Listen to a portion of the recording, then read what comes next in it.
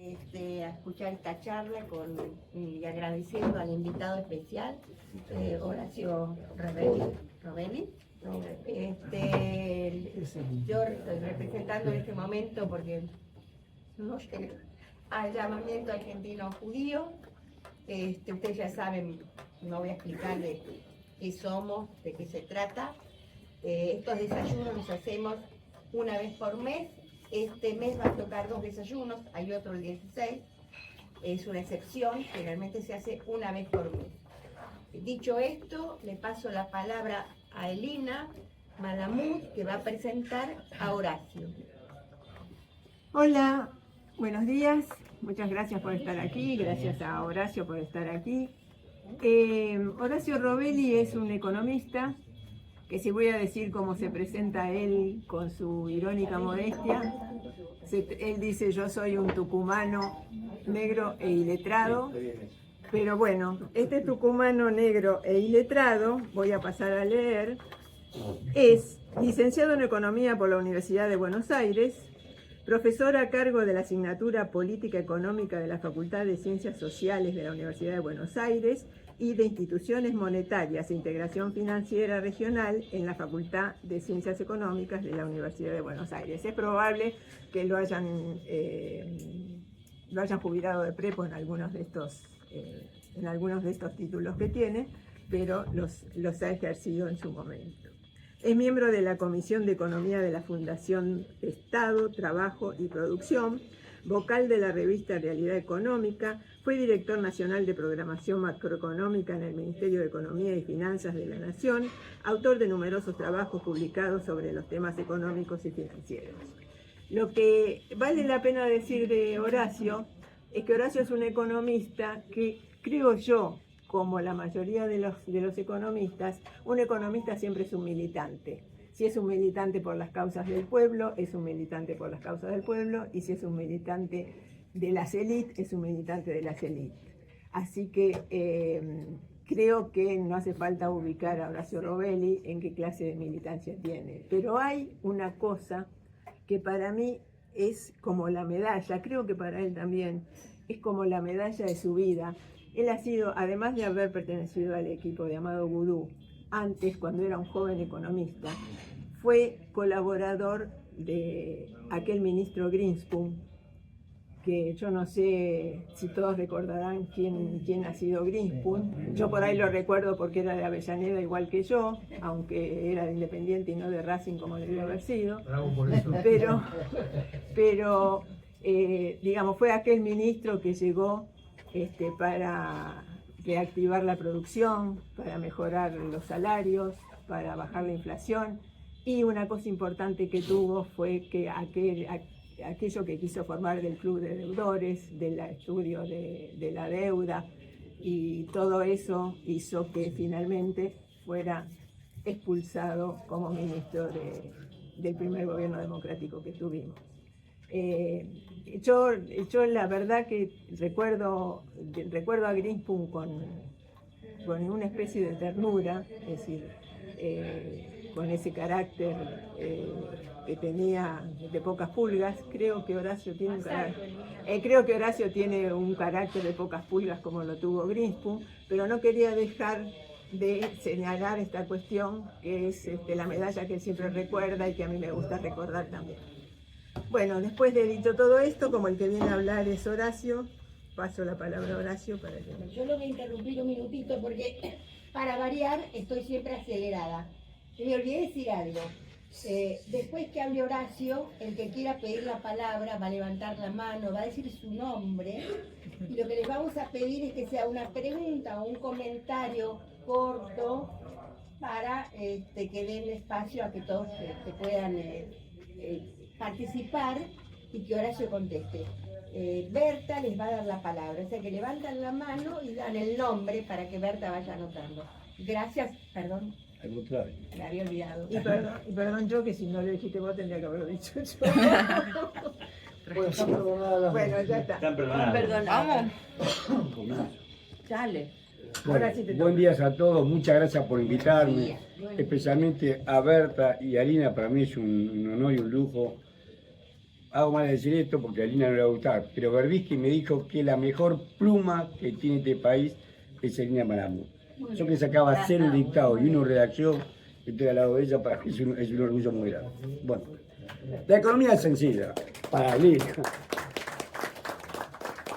No, para mí es bien difícil. La economía es sencilla, realmente la economía es muy sencilla. Acá sabemos quiénes ganan y quiénes pierden. Lo que pasa es que la Argentina está invadida por el capital financiero internacional y no se ve el enemigo. Al revés, por ejemplo, que las invasiones inglesas, donde el pueblo de la ciudad de Buenos Aires, bueno, no era la ciudad, el pueblo de Buenos Aires, le enfrentó a los ingleses, no el sector dominante. Recordemos que el regidor del Cabildo de 1806, Saturnino Rodríguez Peña, lo recibió con pompas y honores a William Beresford. Y no solamente eso, sino que cuando después el pueblo lo derrotó y lo metieron preso en Luján, que Luján en esa época sería como el confín del mundo, fueron y lo liberaron. O sea, al servicio de Inglaterra, fueron y lo liberaron y lo llevaron a Portugal. Esto fue en 1806. En 1820, en la batalla de Tacuarembó, el que dirigió la batalla de Tacuarembó por los portugueses, por el reino de Portugal, el reino de Brasil, fue William Beresford, que se ve que era un excelente cuadro militar, porque el varón Lecor era el que ponía la cara, pero el que comandó y estuvo en el campo de batalla fue Beresford, y así lo derrotaron a Artigas. Ahí se tenía claro, el pueblo tenía claro quién era el enemigo, acá no lo ve. Caputo es un tipo de una clase media acomodada de San Isidro y parece eso. Pero las 5 principales figuras de este equipo de economía que tiene este gobierno: Luis Caputo, el ministro de Economía; Santiago Bausili, el presidente del Banco Central; Vladimir Wernicke, el vicepresidente; José Luis Daza, que es el viceministro de Economía; y Pablo Quirno, que es el secretario de Finanzas. Los 5 viven en Nueva York, en barrios exclusivos en las afueras de Nueva York. Y los 5 trabajan hace años para el capital financiero de Manhattan. El capital financiero de Manhattan es BlackRock. BlackRock, si fuera un país, sería el tercer producto bruto del mundo. Según la Secretaría del Tesoro de Estados Unidos produjo bienes y servicios, el PBI, en el año 2024 por 28 billones de dólares. Para nosotros una cifra inconmensurable. Nosotros tenemos un producto bruto un poco más de 500.000 millones de dólares. Bueno, ellos tienen 28 billones. O sea, más de 50 veces lo que producimos nosotros por año es el producto de Estados Unidos. El segundo país, según el Banco Mundial, porque China no da estadística, sería China con 22 billones de dólares de PBI. Millón de dólares. Billones. El tercero sería BlackRock con 10,3 billones. Administra activos financieros. Son datos de diciembre, obviamente ha pasado 8 meses, deben administrar más activos financieros. Administra activos financieros, no tiene que mantener ejército, ni hospitales, ni pagar empleados públicos. Tiene 10 a diciembre del año 2024, administra activos financieros por 10,3 billones de dólares, 20 veces el PBI de la Argentina. Ese es el poder real. Aparte de BlackRock, están nosotros: Vanguard, Fidelity, Pinco, Franklin Templeton. Todos ellos, Gramercy, Greylock, donde se fue a trabajar Sergio Massa. Todos ellos son los que tienen los representantes acá y son los que hacen esta política económica. Una pregunta que me hacen es: ¿por qué siempre recurrentemente la derecha va a la bicicleta financiera? Y es verdad que va a la bicicleta financiera, porque lo hacen sistemáticamente. Primero evaluamos fuertemente, nosotros lo hemos vivido cada 7 años. Empezamos con el Rodrigazo en 1975. Recuerden que Celestino Rodrigo, en realidad tenía un equipo atrás. El verdadero mentor ideológico del Rodrigazo se llamó Ricardo Mansueto Sin, que fue el verdadero ideólogo. Pasó a ser viceministro de Economía de Rodrigo y después fue jefe de gabinete de José Alfredo Martínez Dios. Ricardo Mansueto Sin hizo una brutal devaluación. Lo que hemos vivido en esa época, sabemos que pasó el dólar de 10 a 26 pesos. 160% de devaluación. Aumentaron la tarifa, los combustibles, aumentó todo. Lo que no quiere que aumentara es el salario. Pero hicieron volar por el aire nuestra moneda. Cuando vos devaluás en esa magnitud, destruís el peso. Destruís el peso y la moneda que sirve como ahorro. Ahí Ahí nace el sistema bimonetario más fuerte, ya tenía indicios, pero más fuerte. Se fortalece el sistema bimonetario porque después del Rodrigazo la gente utilizaba el dinero de curso legal, el peso, para las compras, para el gasto corriente, pero la moneda de ahorro pasó a ser el dólar. Con la dictadura esto se va a fortalecer más. Y ahí atrasa el tipo, devalúan fuertemente y atrasa el tipo de cambio. Cuando llegó José Alfredo Martínez de Oz el 24 de marzo del 76, ya no tuvo necesidad de devaluar porque el que había hecho esa brutal devaluación, con una devaluación significa que cae el poder adquisitivo, los salarios, las jubilaciones, todo lo que estamos en pesos y a los que le vendemos nosotros, a los que le compramos nosotros, a los comerciantes en pesos, todos ellos quedan destruidos ante el dólar, porque el dólar vale mucho más que el peso. Y la gente ahorra más en dólar. Todo esto es un sistema que se recicla para peor, o sea, profundiza esa dispersión entre la moneda de ahorro y la moneda de cambio. El peso es la moneda de cambio y el dólar es la moneda de ahorro. Esto pasó en 1975 y se repitió sistemáticamente. En 1982, una dictadura desgastada trató de congraciarse con la población haciendo esta aventura de Malvinas, que es nuestra, pero que fue una aventura improvisada, como todos sabemos. Y ahí también, después de la derrota de Malvinas, también devaluaron fuertemente. Una fuerte devaluación, o sea, 1975, 1982, 1989, con el fin del gobierno de Alfonsín, también voló por el aire. Recuerden que el 6 de febrero de 1989, José Luis Machinía, que era el presidente del Banco Central, dijo que no podía vender $1 más, y el dólar en ese momento estaba a 17 australes con 62 centavos. La película sabemos cómo terminó. Cuando asumió Menem el 9 de julio ya estaba a 650 australes. Después vino el plan BB, terminó valiendo en un poco más de 2 años 10.000 australes por $1. Pasaste de 17 australes con 62 centavos el 6 de febrero de 1989, donde el presidente del Banco Central de esa época, José Luis Machinea, dijo que no podían vender más $1 porque no tenían. A valer 10.000 australes el 1 de abril de 91 cuando comienza el plan de la convertibilidad. El plan de la convertibilidad le dio estabilidad. Igualmente tuvieron una corrida cambiaria y bancaria importante en 1995. A costa de una gran pérdida económica, destrucción de empresas, cierre de bancos, el Banco Olver, bueno, varios bancos cayeron, los bancos de la colectividad, el Banco Mayo, el Banco Patricio, que fueron arrastrados por la crisis del efecto tequila del año 1995. Pese a eso mantuvo la paridad. Un alto costo social y económico, pero mantuvo la paridad 1 a 1. Pero también una crisis en el 95. Y se repitió después a los 7 años en el 2001. Son ciclos cortos que se van repitiendo por el mismo proceso, porque el proceso ya después no tiene más respiro, se atrasa el tipo de cambio y cuando ya atrás como ahora, cuando el tipo de cambio se atrasó porque aumentó mucho más la inflación en pesos, que también arrastra la inflación en dólares. No quiero ser muy pesado en esto, pero pensemos, por ejemplo, que un kilo de carne al tipo de cambio paralelo, un tipo de cambio de 930 pesos en noviembre del 2023, salía a $4. Y ese tipo de kilo de carne, lo que quieran ustedes, sale 8, 9 o $10. O sea que la inflación arrastra también, al atrasarse el tipo de cambio, la inflación en pesos, al atrasarse el tipo de cambio también significa inflación en dólares.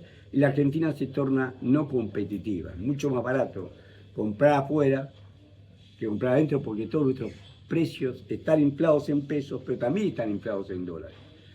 Si a mí me dicen, vos nunca como profesor universitario cobraste $1.000 por mes, sí es verdad, pero esos $1.000 tienen menor poder adquisitivo que los $250 que cobraba en junio o en otro mes del año 2023. Entonces, acá, este hecho este hecho es provocado por ellos. Ellos buscan siempre este mecanismo. Porque después que evaluaron, y acá lo hemos vivido nosotros el 12 de diciembre del 2023, Caputo, ya nombrado ministro de Economía, no tuvo que hacer el discurso 3 veces porque no podía pronunciar en castellano. No podía pronunciar en castellano, tenía la fonética para hablar inglés y le costaba hablar en castellano como hablamos nosotros, no podía hablarlo porque él ya ha hablado tantos años el inglés y de Estados Unidos que le costaba modular en castellano. Parecía un yanqui acá, ha pasado muchas veces, pero tuvo que hacer 3 veces el discurso. Caputo devalúa un 100%. Estaba a 400 pesos teóricamente el tipo de cambio oficial y lo pasó a 800 pesos. Y terminó el año con un tipo de cambio de 812 pesos. Después de esa devaluación, los mandantes de Caputo, que es el capital financiero Manhattan, trajeron dólares y compraron títulos públicos en pesos.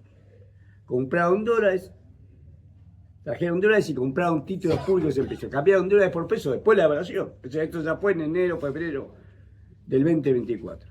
La gran mayoría de esos títulos ajustados por inflación, por índice de precio al consumidor de index. Sea o no sea la inflación, es lo que fue. Miren la ganancia que tuvieron. No sé si la droga paga esto, porque de droga no sé, pero la ganancia que tuvieron se da en casi ningún lugar del mundo. En el año 2024 trajeron dólares, el dólar se evaluó, recordemos que le habían pasado 800 pesos y terminó ese año apenas por debajo de los 1.000 pesos. Se evaluó un 30%. En cambio, el índice de precio al consumidor medido por el INDEC fue 117,8%. O sea, el costo de convertir los dólares en pesos y volver a dólar es un 25-30%, a lo sumo.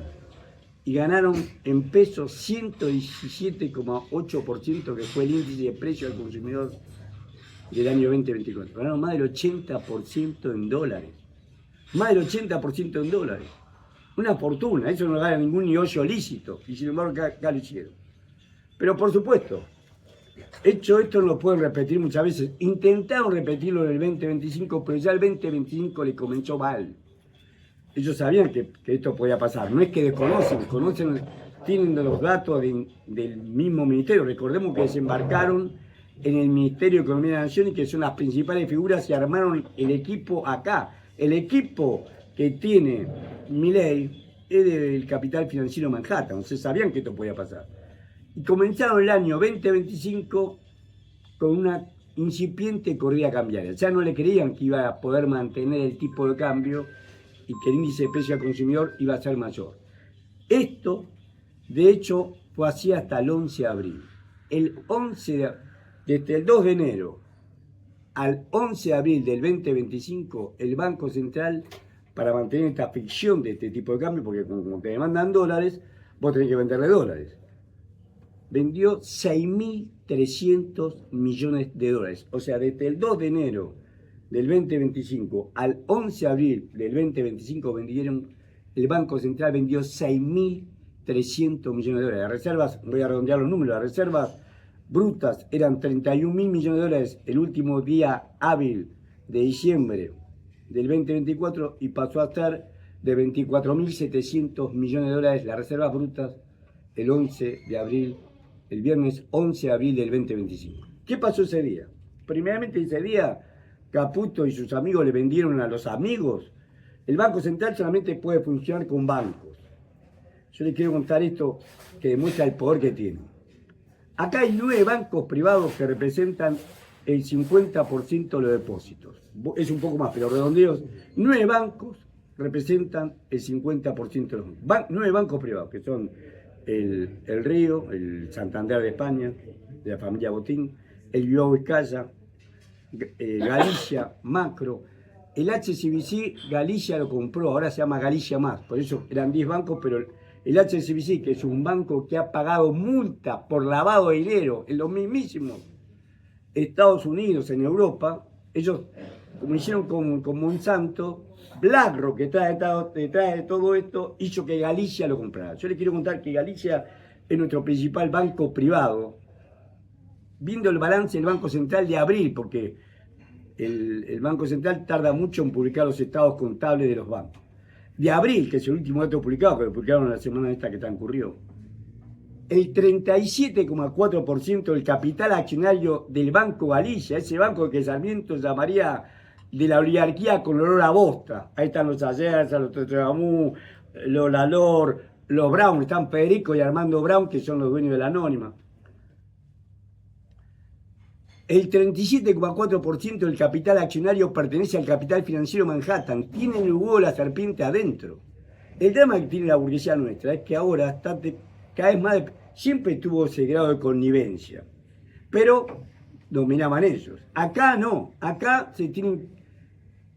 La supremacía la tiene el capital financiero Manhattan. Lo mismo pasa en el macro. El macro tiene 21,8%. El capital financiero Manhattan tiene 21,8% del Banco Galicia. Pero yo le decía los 9 bancos. El Río, el Galicia, el Macro, el Bilbao y Casa, el Banco Credicop.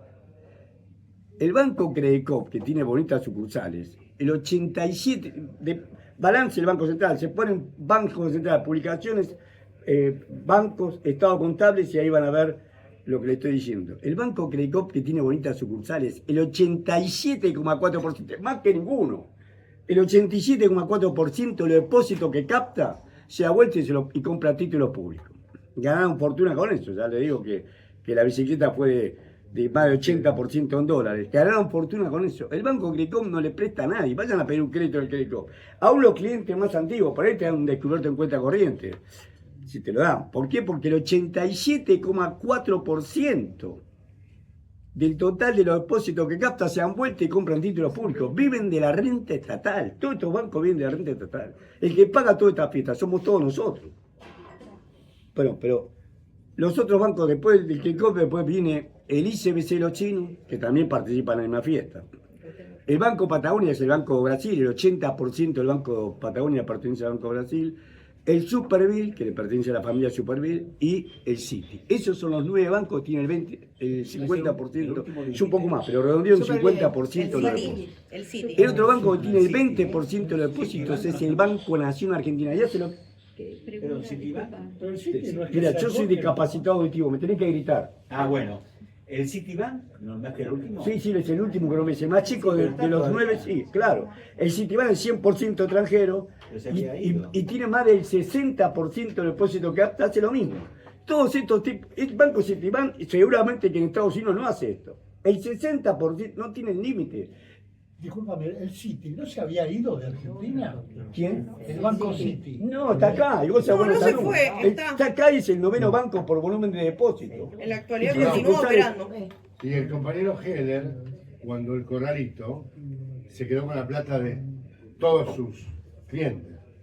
El Estoy compañero seguro. Heller, Estoy seguro. digo porque compañero. Dios te lo pague, comillas. exactamente. No, si vos lo escuchás hablar, yo nunca lo leí a Lenin, pero para quedar bien con los comunistas voy a decir que parecía Lenin en octubre del 17 y todos viven de la renta estatal. Todos vienen pagados por el Estado. Miren el grado de locura. Yo cuando vine a estudiar acá a Buenos Aires trabajé en un banco cooperativo, ¿verdad? Y existía la ley de centralización del depósito, éramos todos representantes del Banco Central. No, los bancos no podían hacer, ningún banco le podía prestar a una empresa extranjera, no le podía prestar dólares, le podía prestar pesos, pero no le podía vender dólares a una empresa extranjera. Hoy, por eso estoy contando los bancos, el Banco Central tiene solamente relación con los bancos. 9 grandes son los que capitalizan todo. Y el otro es el Banco Nación, que el Banco Nación significa, es un poco más, pero voy a redondear, un 20% de los depósitos. O sea que 10 bancos, los 9 privados que dije, porque el HSBC hoy se llama Galicia Más y está en proceso de fusión con el Banco Galicia. 10 bancos tienen el 70% de los depósitos, es un poco más, pero redondeo un 70% de los depósitos a abril, y va a seguir creciendo, a abril de este año, y son los datos publicados por el Banco Central. ¿Y el Banco Con ese Provincia? poder que tienen de captar el ahorro público. Sí. Disculpame, te está preguntando. ¿El Banco Provincia? Es un banco importante, en realidad es el 11º banco, pero está lejos de y no hace esa política. No lo quiero defender a Kicillof, pero no hace esa política. No viven, tampoco le prestan a la provincia de Buenos Aires. Banco Provincia es uno de los bancos que más convierte los depósitos que recibe en créditos para los que van a buscar crédito al banco. El BIN, ¿Qué dice? El BIN, el Banco del Desarrollo, ¿El banco? de la Industria y del Desarrollo. Banco Industrial. Banco Industrial. El banco, bueno, son bancos muy pequeños, y no están ni siquiera en todo el país, como que tienen en algún lugar con una zona de influencia y nada más. Para. Al tener 10 bancos, el 70% del volumen de los depósitos, 10 bancos, el 70% de los depósitos, se dan cuenta de esto es como jugar entre nosotros y uno tiene el 70% y todo el resto miren que son 61 entidades financieras autorizadas a funcionar por el Banco Central. Esos son bancos, más 13 compañías financieras más, más 300 por la Cámara, de la Cámara Argentina de Fintech, más 349 de intermediación de dinero que son los fintech. La billetera. Por ejemplo, Walla, Pomelo, todos estos que hacen intermediación también de dinero. Ahora, Perdóname un minutito. ¿Vos preferís que te hagan preguntas ahora o que terminen de Como hablar y quieran te hagan ustedes. las preguntas? No, después, Como al quieran final, ustedes. preguntas al final. Claro, yo prefiero que por ahí anoten las preguntas que Anótense las tienen preguntas y las hacen después. Lo que pasa es que a lo mejor ¿Qué la hago? pregunta es del momento. ¿Qué hago? Sigo. La forma. No, por eso te pregunto, si cuando hacen una Como quieran pregunta... ustedes. Yo me mando lo que hagamos lo que menos digan formal, me Bueno, parece. bueno, qué sé yo. bueno, si querés, dale. Preguntame. Yo, una cosa que no sé si me la pueden explicar. Seguimos con la ley de entidades financieras sancionada por Martínez de Oz. ¿Cómo se puede explicar? Con 42 años de gobiernos democráticos y 12 y medio de nacionales y populares. ¿Me lo puedes explicar vos? Porque yo pienso mal. Bueno, pasa que el poder es No muy puedo fuerte. pensar bien. No Mira, es yo- razón en pensar mal. ¿Puedo contar una historia personal? Sí. Vengo del radicalismo, si no me echan de acá, yo vengo del radicalismo. Y tuve 24 años afiliado al Partido Radical. 13 años casado con una amiga de ella y 24 años en el Partido Radical. Casi lo mismo, 24 años en el Partido Radical. Trabajé con Mariano Dorico, pero en realidad con Rodríguez Sabrini, que era el director de presupuesto. El ruso, como le decían los amigos, yo le decía ruso, me pegaba una piña. El ruso, como le decían los amigos, se oponía a la patria financiera. Quería modificar la ley 21.526. Y lo había propuesto. Nosotros nos reuníamos en el colegio graduado, en la época de la dictadura, donde nosotros nos reuníamos, yo tenía 30 años. Nos reunimos en el colegio graduado de la Facultad de Ciencias Económicas, acá en la calle Viamón. Él era el presidente de la Comisión de Economía, pero el vicepresidente era Enrique García Vázquez. Cuando desembarcamos en Economía, el ruso apenas desembarcó, echó a todos, porque decían que eran todos buchones. Yo voy a decir el lenguaje de él. Recuerden que él nació en Crucecita, Avellaneda. Eran todos buchones del ejército. Entonces los echó a todos. Dejó solamente la planta permanente que no la pudo echar. Pero mientras hacía esto, García Vázquez desembarcó en el Banco Central y dejó toda la plana de la reforma financiera del 77. Lo dejó a Pedro Camilo López como gerente general, a Gerardo de Paul como gerente del sector externo, a Ernesto Gaba como gerente de programación monetaria. Todos los que habían planificado la reforma financiera en 1977, la ley 21.526, lo dejó a todos. No sacó uno. Nombró director, nombró a Marcelo Acorte, nombró a Salvador Trever, que era el que conectaba porque el que estaba a cargo de la Secretaría de Hacienda era un cordobés, Daniel Bertaina. Y Salvador Trever, cordobés y un gran profesor de economía, era el único que teníamos conexión con él. Después se manejaron. Yo no le escucho. Hablaban. Traducime vos, que me dice. Trever. Trever dice que Trever jugó un rol positivo. Pregunta. Salvador Trever, sí, un gran hombre. Salvador Trever era el ruso, el único contacto que no lo había puesto él, lo habían puesto el acuerdo con la línea Córdoba. Toda la gente de la línea Córdoba en la parte económica, con don Bernardo se portaron muy bien. Y Bernardo siempre les estuvo agradecido. A Daniel Bertaina, a Salvador Trever, agradecido con eso. Bueno, dejó toda la plana. O sea, lo que dice él, hay el poder. Ahí habían arreglado con Alfonsín. Con Alfonsín dijeron, bueno, vos llegás al gobierno, pero tenés que ser tales años. Si no, no tengo pruebas, estoy suponiendo, si no, ¿cómo llegó? Llega Alfonsín, porque no solamente ganar las elecciones y la campaña, sino después, si te dejan ser gobierno. Y Alfonsín acordó eso. Acordó peor.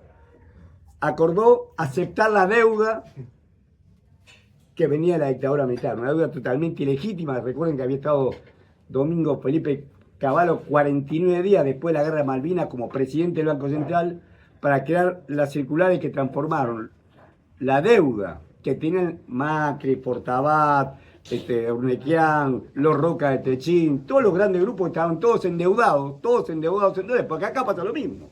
Acá también son los grandes grupos los que están endeudados en dólares. A mí no me dan un crédito en pesos, menos me dan un crédito en dólares. ¿Quién le da los créditos en dólares? Acá y en el exterior. Las grandes empresas. Pero no fue la única deuda privada estatizada. Bueno, No pero esa pasó fue la una más vez. grande. No pasó una vez sola. ¿La qué? No pasó una vez sola que se estatizó la deuda privada. Bueno, pero esa fue la más grande. Ah. Hasta ahí fue la más grande. Bueno. Después sí, hubo varias. Está la especificación asimétrica de Dualde. Será larga la historia, pero déjenme encontrar lo siguiente. Don Bernardo tenía claro que había que limitar el poder de los bancos. Limitar el poder de los bancos. Nosotros tuvimos un gran presidente del Banco Central, que fue don Félix Elizalde, pero cuando llegamos ya estaba muy enfermo. Y no pudo asumir la presidencia. Por eso la asumió Enrique García Vázquez. El presidente hubiera sido don Félix Elizalde, que fue el presidente del Banco Central cuando era presidente de la República Argentina, don Arturo Illia. Pero me estoy yendo de tema. Lo que quiero decir es que la patria financiera goza de buena salud, pero ahora se extranjerizó. En ese momento los bancos, en ese momento ADEBA, que era la Asociación de Bancos Privados Nacionales, era importantísimo. Vos tenías bancos grandes de verdad, el Galicia pesaba de verdad, la familia Pérez Compán con el Río también. Tenías bancos grandes de verdad. Hoy es más fuerte ABA que la Asociación de Bancos Argentinos, que son todos extranjeros, porque en la propia ADEBA lo tenés a Galicia, que tiene el 37,4% del capital financiero, el huevo de la serpiente del capital financiero de Manhattan. ¿Por qué no se modificó la ley? Porque no quisieron. O sea, vos podés avanzar hasta donde el otro te deja. No pudieron avanzar ningún. En el caso de don Bernardo, por eso quería decir algo, no pudo y nos terminaron echando. El 18 de febrero de 1985 vine a verlo el representante del Fondo Monetario Internacional, que era un catalán, Joaquín Ferran, no sé si vive, pero se llamaba Joaquín Ferran, a verlo a don Bernardo. Lo recibe con Rodríguez Zavarini porque era el 18 de febrero y el secretario de Hacienda, Daniel Bertaña, estaba en Córdoba con su familia. Lo recibe con mi jefe, con Rodríguez Zavarini, que también se portó muy bien, es un hombre de acá de la Ciudad de Buenos Aires, de la línea nacional, pero que don Bernardo le tenía confianza y apego y que se portó muy bien con todo lo que era la política económica de ese momento. Cumplió con un viejo programa nuestro, es el programa de Avellaneda, que es nuestra Biblia, digamos. El programa de Avellaneda del radicalismo. Los que son radicales, los que tuvieron el radicalismo, conocen el radicalismo, saben que no estoy mintiendo en esto. Don Bernardo trató de cumplir con el programa de Avellaneda. Y vino Programa de Levenson. Claro, lo dirigió don Moisés Levenson, por supuesto, muy bien, en 1945. Bueno, pero me estoy yendo del tema. Lo que quiero decir es que don Bernardo discute con este hombre porque él quería que le reconozcan la deuda a la dictadura y que le reconozca la deuda, los seguros de cambio que había hecho Cavallo. Cavallo había hecho unos seguros de cambio donde transformaba toda la deuda de las empresas de Macri, de Fortabá, de Urnequian, de Bulgerón y de todos ellos le pasaba al Estado argentino. Y don Bernardo dijo, de ningún modo. El otro insistió, y claro, era la Avellaneda, lo echó a los gritos. Lo echó a los gritos de los pisos. A los gritos. ¿Qué? A los gritos, a los empujones lo echó. A los gritos, echó a los gritos. Era Avellaneda, era grandote. Así grande como vos. No era tan fácil pelear. Y se había agarrado a piña toda su vida. Porque él tuvo que terminar el secundario de noche. Bueno.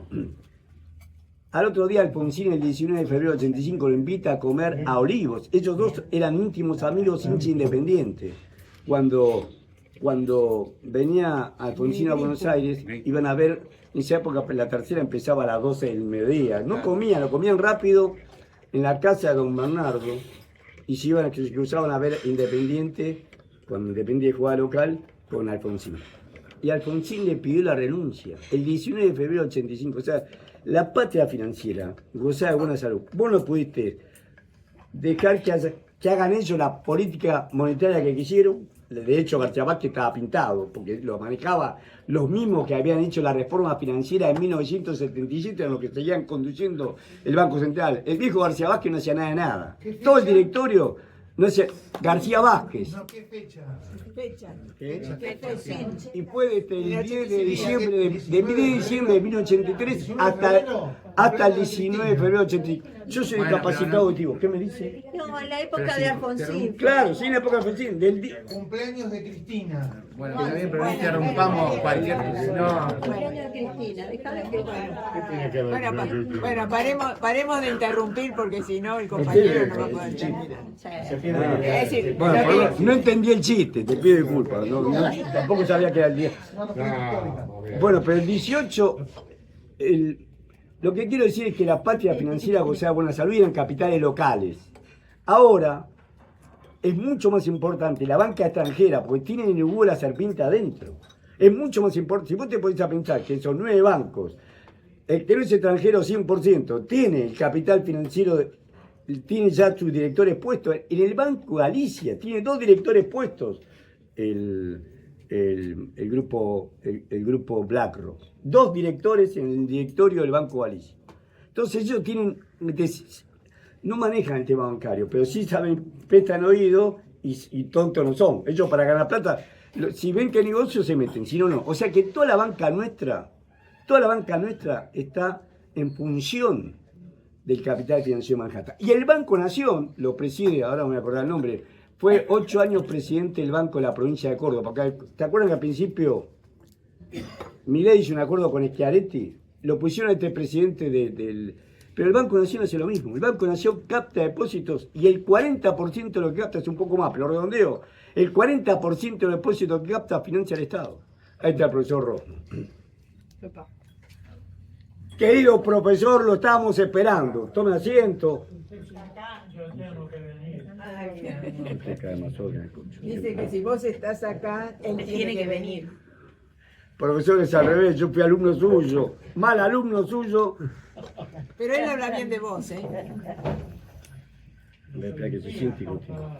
Acuérdese, hace 30 años, sí.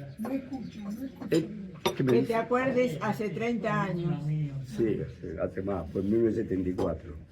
No le quiero mentir, pero fue en 1974. Dice que fue alumno de él. Sí. Fui alumno de él, sí, pero hace algunos años.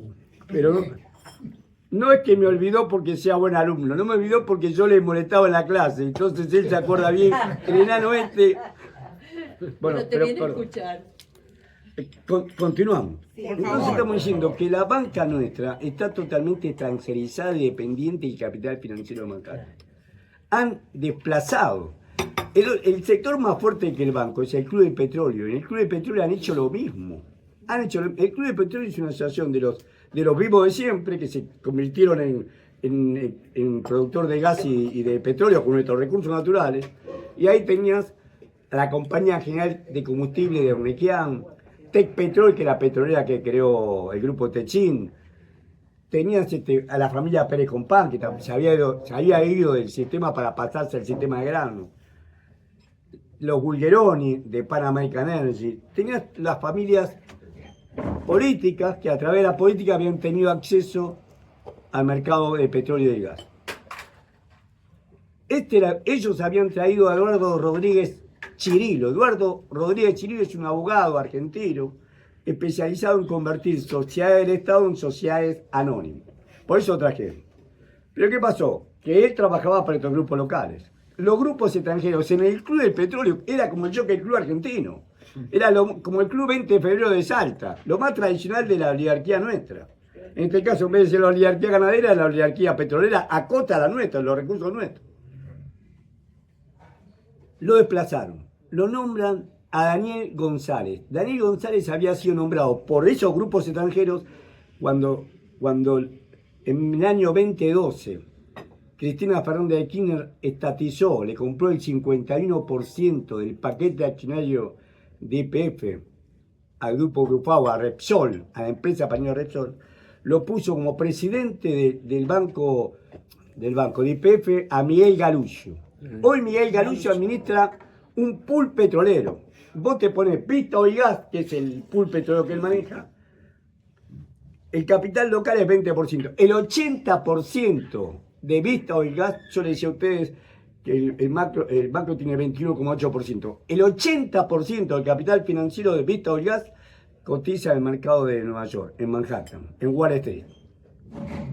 Cotizan, o sea que depende de esos capitales financieros, el 80%. Él administra porque es el que conoce. Y lo puso como gerente general a Daniel González. Este Daniel González hoy es un cargo que nunca existió. Viceministro de Economía, coordinador de Energía y Transporte. ¿Por qué lo puso el capital financiero? ¿Por qué lo puso Caputo como su segundo, como viceministro de Economía? Para desplazarlo a Rodríguez Chirilo. Porque una cuestión de organigrama, el viceministro manda más que el secretario. como el viceministro manda más que el secretario, muchas gracias, lo desplazó y se tuvo que ir, renunció. El que había traído, o sea, dentro del Club de Petróleo, el capital extranjero tiene más poder que el capital local, que son los Bugrón, los Amequán, los Roca de Techín. Hay un fuerte placer que está dando en estos momentos, y va a continuar, obviamente va a continuar. Los grupos locales lo saben que están siendo desplazados por el huevo de la serpiente, por el capital financiero Manhattan, y no pueden impedirlo. Ellos fueron los que patrocinaron la reforma financiera del año 77, y ahora esa reforma financiera se vuelve en contra porque le da todo tipo de libertades al capital extranjero. El capital extranjero es tratado de igual manera que el capital local. Ni siquiera tuvieron la visión de preservar eso que sí preservaba la ley de carta orgánica, la ley de entidades financieras de Helvar.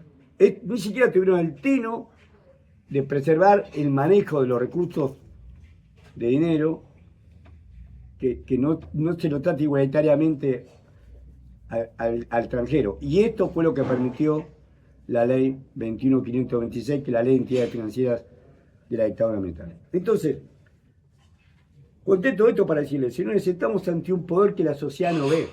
No ve porque Caputo es bruto, más que de dinero no sabe otra cosa. Ni de fútbol puede hablar. De nada puede hablar. Sin embargo, son funcionales y son la cara visible de este poder financiero de Manhattan, que es el que ha desembarcado hace muchos años en nuestro país, pero que ahora ha expandido fuertemente sus garras en la Argentina. La primera vez que vino Larry Fink a Argentina fue acompañado por el secretario de Finanzas en octubre del año 2016. La primera vez que vino Larry Fink a Argentina fue en octubre del 2016 y fue directamente a la Casa Rosada a verse con el presidente Mauricio Macri, acompañado por su empleado, el secretario de Finanzas Luis Andrés Toto Caputo, hoy ministro de Economía. O sea, todo el equipo económico le responde al capital financiero de Manhattan. Y no hay conspiración en esta, uno ve cómo vivieron ellos toda su vida. Caputo llegó a ser jefe de la mesa de dinero del JP Morgan, que es el principal banco privado de Estados Unidos. El JP Morgan compró a su segundo, que era el Banco Rockefeller. Es el banco, ¿quiénes son los dueños del banco del JP Morgan? BlackRock, Vanguard, el HSBC y el JP Morgan. Esos son los principales accionistas del JP Morgan. Después hay miles de accionistas pequeños. Cuando vos te metés, ¿quiénes son los dueños del HSBC mientras existió? BlackRock y Vanguard. O sea, BlackRock y Vanguard tienen la supremacía del capital financiero allá. El cáncer que tiene Estados Unidos, y que es el cáncer que tenemos nosotros, es el capital financiero de Manhattan. Yo les decía a ustedes cuando empezamos la charla que Estados Unidos le reconoce un PBI de 28 billones con B larga de dólares. Bueno, el capital financiero de Manhattan, la deuda que tiene Estados Unidos también a diciembre, según la Secretaría del Tesoro de Estados Unidos, es de 35 billones, supera su PBI. Ellos tuvieron que agarrar una enmienda a la guerra de secesión, esto me lo explicó el profesor Rothman y ahora lo digo yo, de una enmienda de la guerra de secesión para poder superar la deuda. Por eso en la Constitución dice que no pueden tener una deuda mayor que su PBI. Se agarraron esa enmienda de la guerra de secesión para superarlo. Cuando vos, es cierto, China tiene 850.000 millones de dólares, más que nuestro PBI, que son un poco más de 500.000. Pero China tiene solamente el 2,15% de las acreencias de título de deuda de Estados Unidos. Japón tiene un poco más, 3%. Sumás todos los países, Alemania, Inglaterra, todos los países, no llegan al 16% de las acreencias de la deuda de Estados Unidos. No llegan al 16% tomando todos los países. ¿Quién tiene el casi 84% restante? Les puedo asegurar que la gran mayoría de ese 84% restante lo tiene el capital financiero de Manhattan. El que maneja Estados Unidos, el principal acreedor de Estados Unidos, no es China, ni Japón, ni Alemania, ni Inglaterra. El mayor acreedor, el mayor tenedor de título de deuda del mayor deudor de la tierra, que es Estados Unidos, supera los 35 billones de dólares, es el capital financiero de Manhattan. Y lo mismo están haciendo acá. El grado de supremacía del capital financiero sobre el capital productivo de Miren Trump, aparte tan ridículo como Milei, tan patético como Milei. ¿Será que uno ya está viejo? Y no ha visto personas así. Uno ha visto, vos podés estar en contra de Perón, en contra de Frondizi, pero vos lo reconocías que tenían conocimiento y tenían equipo, que era gente culta, preparada. Esto lo sentís hablar y te da vergüenza de solamente sentirlo hablar. Trump, que es lo mismo, no tiene mucha, es un nene rico, un nene caprichoso y rico. ¿A quién pone como secretario del Tesoro? A Scott Bessent. Scott Bessent trabajó toda su vida para el grupo Soros. Empezó en 1900, antes de que existiera el grupo BlackRock, estaba el grupo Soros. Y ahora vamos a ver que un desmembramiento del grupo Soros, bien dije, va a trabajar para BlackRock. Empezó siendo miembro de la mesa de enero de BlackRock en 1990. Terminó siendo el director financiero en 2015. Como Soros entró en la senilidad, entró a ser senil, hizo algunos negocios que les hizo perder plata, él y su segundo, que se llama Michael Germió, se fueron, crearon su propia consultora, se fueron del grupo Soros, de George Soros, ¿y a dónde se pasaron? A BlackRock. Para ser ministro de Economía, el secretario de Tesoro es el ministro de Economía de Estados Unidos. Para ser ministro de Economía, en Estados Unidos no puedes participar en capitales especulativos. Él, teóricamente, para asumir como ministro de Economía, vendió fortuna personal de él. 521 mil dólares, 521 millones de dólares, fortuna personal de él, que era su participación en BlackRock. Teóricamente, por declaración jurada, la vendió. Se desprendió de eso que... O sea que están todos consustanciados con el capital financiero. Trump puede decir cualquier estupidez, pero le puedo asegurar que el que maneja, como maneja acá Caputo y el equipo de él, es Scott Bessent. Es el que maneja las finanzas de Estados Unidos y por eso es que Scott Bessent, y acá voy a contar otra anécdota. No te escuché lo último. No te entendemos. No te escucharon lo último. Claro, voy a contar otra anécdota de Scott Bessent y de Caputo. Berta, decir el nombre. Scott Bessent es el actual secretario del Tesoro. Perdón. Scott Bessent. ¿Quién es el que se fue de Soros? Ahora está. ¿Quién fue el que se fue de- Perdón, sí. Caputo y Scott Bessent se conocen de muchísimos años. ¿Por qué? Porque Scott Bessent trabajaba para el grupo Soros y Caputo era el jefe de la mesa de enero del primer banco privado de Estados Unidos. Viene Luis Cuedús, 28 de enero, esto me lo contó Horacio Berbisky, que fue el que me dijo que el INE era la mejor pluma que tiene este país. Horacio Berbisky nos contó, no solamente a mí, a Ricardo Aroque y también fue alumno acá del profesor Rothman, nos contó que vino un venezolano también, vivió toda su vida, nació en Venezuela, se llama Luis Cuedús, que era el representante del Fondo Monetario Internacional. Vinieron encabezando una misión en enero de este año para revisar los datos del año pasado, el cuarto trimestre del 2024. Y se reúne en la oficina de Caputo, en el Ministerio de Economía, en Hipólito Yrigoyen 250, donde está el Ministerio de Economía, con Bausili y el equipo de Caputo. Y le dice, ustedes no aumentaron las reservas internacionales, tienen reservas internacionales negativas, no están cumpliendo con el aumento de las reservas internacionales. Mi obligación es, en un inglés que conocen los dos a la perfección, dijeron, mi obligación es informarle al BOAR, al directorio del fondo. Y Caputo dijo, sí, informar, yo también voy a informar. Esto fue el 28 de enero, 2 o 3 de febrero viajó Caputo a verse con Scott Bessent en la oficina de él, en la oficina del Ministerio de Economía de Estados Unidos. Según ámbito financiero, tuvieron más de una hora reunidos. Y ahí se pergeñó, conté esta historia porque ahí se pergeñó lo que voy a contar ahora. Vino Scott Bessent al ser secretario del Tesoro de Estados Unidos, es uno de los gobernadores del Fondo Monetario Internacional. El principal gobernador de los 24 que tiene el fondo, el principal gobernador es él, porque es el secretario del Tesoro de Estados Unidos que tiene el 16,01% del capital accionario o del capital que aportan en el Fondo Monetario Internacional. Y a su vez es el único país que tiene derecho a veto. Vino él en persona a firmar el acuerdo. Yo le decía a ustedes, el 11 de abril, desde el 2 de enero del 2025 al viernes 11 de abril del 2025, el Banco Central vendió 6.300 millones de dólares. Haciéndole caso omiso a lo que le dijo Luis Cuedús, se iba vendiendo. Vendió 6.300 millones de dólares. Y ese día vendió 398 millones de dólares, casi 400 millones de dólares a los bancos amigos. Y después que vendió eso, que fue el cierre de mercado, como a las 6 de la tarde anunciaron el acuerdo con el Fondo Monetario Internacional que se firmó el lunes 14 de abril del 2025. Y ahí donde viene el COT-BCE en la Argentina, ¿no? El COT-BCE nunca había venido a Argentina. Vino a la Argentina, tampoco nunca un ministro de Economía de Estados Unidos en funciones vino a la Argentina.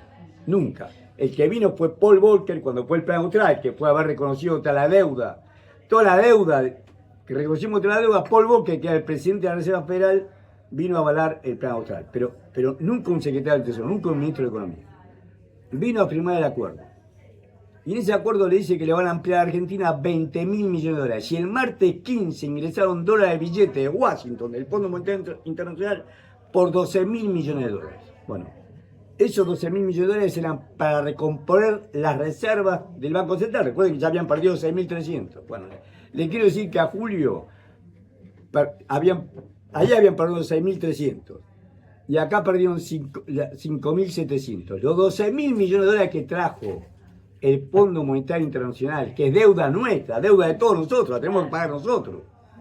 De esos 12.000 millones de dólares, al 31 de julio ya habían desaparecido, es más, es un poco más de 12.000 millones de dólares que se habían perdido de reserva. Viendo el balance del Banco Central, balance del Banco Central, se perdieron 12.000, lo que nos dio el fondo. Ahora nos trajo 2.000 millones de dólares más. Bueno, yo les puedo asegurar que esto no tengo el balance, pero sí lo hice ámbito financiero. De los 2.000 millones de dólares, ya se fueron casi 1.000 en una semana. ¿Se dan cuenta? Nos endeudamos para jugar. Hubo un gran economista que se llamó Eduardo Basualdo, amigo del profesor Rothman, y que ha compartido muchas horas y charlas con Rothman. Eduardo Basualdo tiene un libro que se llama Deuda y Fuga. Acá tenemos en vivo, delante de nuestros propios ojos, ante el silencio cobarde y cómplice de la prensa. Recordemos que la prensa, cuando ve quién le paga la publicidad, Macro, Galicia, de todos los bancos. Bueno. Río, Bilbao y Casa. No gastan publicidad para difundir, gastan publicidad para coimear. Ahí sí hay coima directa a los medios, a los grandes medios, los canales de televisión. Porque recordemos que el Banco Central, el banco le vende a ellos. Ellos a su vez se quedan la plata a ellos o se lo dan a sus clientes. Pero los que le pueden comprar reservas al Banco Central, los que le compraron los 12.000 millones de dólares que se fueron los bancos. Los 9 privados que dijimos son los que más le compran. Y después le prestan en pesos. Es un grado de locura total. Esto, ¿cómo le puedo decir? Es aberrante, no tiene nombre lo que estamos viendo, porque es legal. Vos decís, no, porque lo permitió la ley 21.526. Es legal. O sea, es amoral, si ustedes quieren. Es amoral porque este tipo la moral ni la conocen ni la practican. Pero es legal. A esto nos han llevado. ¿A qué es legal? Entonces vos tenés los 12.000 millones de dólares que ya le habían dado y que habían entrado el martes 15 de abril del 2025, ya se habían ido a julio. Entró en el lunes 7 que pasó de agosto, creo que era 4, el lunes 4 de agosto, 2.000 millones de más, y según el ámbito financiero se fueron casi 1.000. Y se van a ir, según el mes de agosto se fueron 2.000. O sea que nos endeudamos, la deuda con nosotros y ellos venden dólares a los amigos, porque no es solamente el motivo y ahí volvemos a por qué el carrete, de mantener bajo el precio del dólar, sino porque hacen negocio los que están comprando a precio vil. Es peor todavía, pues yo le quiero solamente, esto sería una parte de verdad, el negocio de los bancos y de sus grandes clientes. ¿Quiénes son los grandes clientes del Santander? O los grandes clientes de Galicia, o los grandes clientes del Citi, o los grandes clientes del Banco Patagonia. Sus bancos y los grandes clientes ya se llevaron los 12.000 millones de dólares y ahora se van a llevar los 2.000 millones de dólares que nos presta el fondo. Es más, han colocado un crédito repo con garantía BOPA por 2.000 millones de dólares, tampoco ya están. O sea, TAM es una aspiradora de plata. Lo que entra el Banco Central, al poco tiempo desaparece. Pero ¿qué pasa? Como ellos tienen que pagar dólares, hacen que YPF y el Banco de la Nación Argentina vendan los títulos o los dólares que tienen ellos para dárselo al Estado Nacional y que el Estado Nacional pague con los... O sea, no paga con los dólares de la deuda. Los dólares de la deuda es para vendérselo a los bancos y que los bancos se lo vendan a sus amigos. Lo hacen con el peor. El Fondo de Garantía de Sustentabilidad ANSES tiene títulos en dólares. Por ejemplo, ajustado por dólar link, que es el dólar oficial. También se lo hacen vender. ¿Para qué? Para mantener la paridad cambiaria. Entonces vos tenés el Banco Nación, YPF. YPF es deuda, porque YPF tomó esa deuda en dólares para hacer la obra de Vaca Muerta. O sea que no sé con qué plata va a hacer después. ¿Y cuál va a ser el tipo de cambio que lo va a hacer después? O sea, pérdida de YPF, que el 51% nos pertenece a todos nosotros. Le hacen vender a YPF la tenencia de dólares que tiene, de deuda que contrajo para poder hacer las obras, en dólares, y lo van a seguir endeudando, porque no solamente es el presente, es el mecanismo que tienen ellos, porque lo han repetido tantas veces. Lo hizo la dictadura militar. La dictadura militar quebró YPF, porque lo obligaban a endeudar. Nadie le quería prestar a la dictadura militar, y le prestaban YPF, que era una empresa que cotizaba en acción. ¿Se acuerdan que era una empresa? No, todavía no cotizaba, sino una empresa estatal. Ahí me estoy confundiendo. Una empresa 100% estatal, pero le prestaban a YPF, porque una empresa petrolera, y no lo usaban para invertir en YPF, lo usaba la dictadura militar para pagar la deuda y para fugarla. Lo mismo que hizo la dictadura militar, repiten esto, con deuda que tiene YPF para hacer Vaca Muerta. Con esa deuda de YPF que debe dólares, esos dólares se los tiene que dar el Tesoro a Caputo para que Caputo lo venda. En el Fondo de Garantía de Sustentabilidad, que le pertenece a todos los jubilados, lo mismo, todos los títulos que están en dólares lo venden. Venden a futuro, es un contrato en pesos. Y con esto termino, pero es un contrato en pesos. Venden a futuro dólares. ¿Cómo venden a futuro dólares? Hacen un contrato, por ejemplo, el de julio. El de julio hace un contrato que aceptan con un dólar a menos de 1.300 pesos. Como ustedes saben, el dólar oficial terminó en 1.360 pesos. La diferencia fueron 500.000 millones de pesos. El Banco Central, este idiota dijo ayer que no va a permitir que el Banco Central emita dinero para financiar el gasto primario. El gasto primario es el gasto antes de pagar la deuda. O sea que para pagar la deuda sí. Para pagar la deuda sí emiten. Y esto es lo que quiero decir. El Banco Central emitió billetes y monedas para pagar 500.000 millones de pesos por la pérdida del contrato que hizo Caputo y Bausilli. Caputo y Bausilli son socios de una consultora que se llama Anker Latinoamérica en Manhattan. Los socios, mira, ellos hablan de independencia del Banco Central, los socios, Caputo y Bausilli hicieron contratos a futuro con los bancos, porque el Banco Central solamente puede pagar con bancos, recordemos eso, y que estos 9 bancos y el Nación son los grandes tomadores de ahorro público, 70% del ahorro público que gastan ellos. Los bancos hicieron un contrato de a futuro diciendo, bueno, está bien, yo te acepto que el dólar va a estar a menos de 1.300 pesos. El dólar superó la barrera de 1.300 pesos y cerró oficialmente a 1.360 pesos. Esa diferencia costó 500.000 millones de pesos que tuvo que pagar el 31, en realidad el 1 de agosto. Pero el 31 de julio habían devengado 500.000 millones de pesos. Yo le quiero decir que esta ley que veta este payaso de aumento de los jubilados, que es una miseria, 7,2% de aumento general, y el bono de 70.000 pesos, llevarlo a 110.000 pesos y después ajustarlo todos los meses por IPC, según cálculo de la Oficina de Presupuesto del Congreso,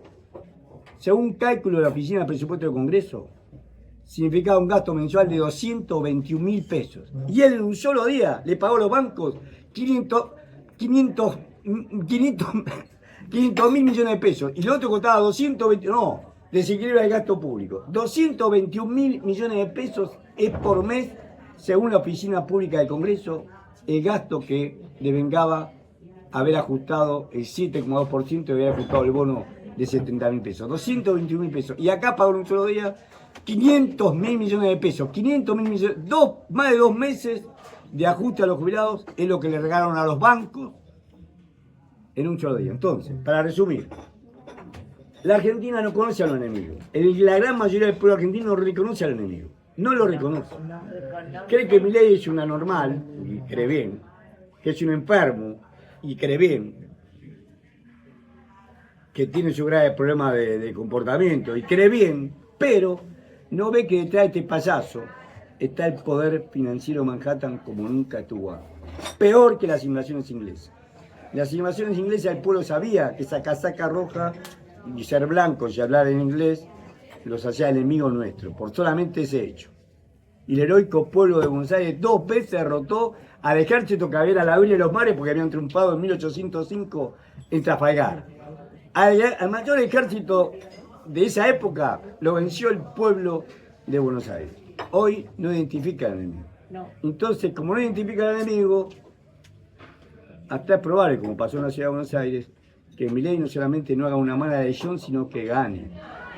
Porque el pueblo está tan... Hubiera sido imposible que en la ciudad de Buenos Aires gane Manuel Adorni si no le hubieran votado jóvenes sin trabajo, desocupados, precarizados, jubilados, empleados públicos. Hubiera sido imposible que hubiera ganado Manuel Adorni sin el voto de eso.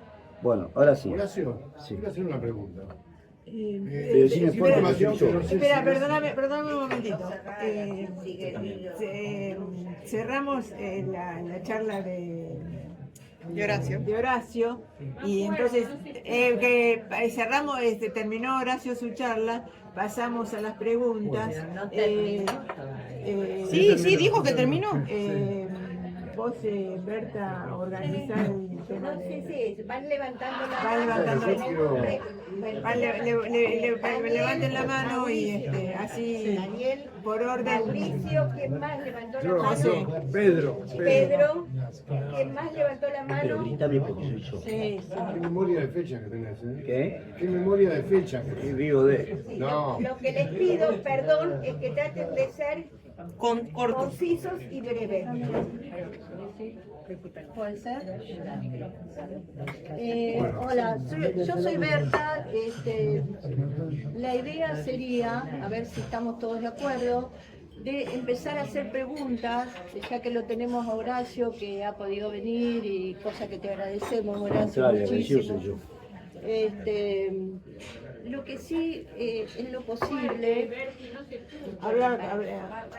lo que sí en lo posible, veamos de que las preguntas sean lo menos, que sean preguntas, no contexto, porque el contexto ya lo tenemos, ya lo sabemos, no vamos a aportar nada, pero sí aprovechar la presencia de Horacio para hacerle todas las preguntas que creamos convenientes para poder convencer de que tenemos que llegar a las elecciones lo mejor posible y tener claro por qué tenemos que vetar las leyes de los vetos.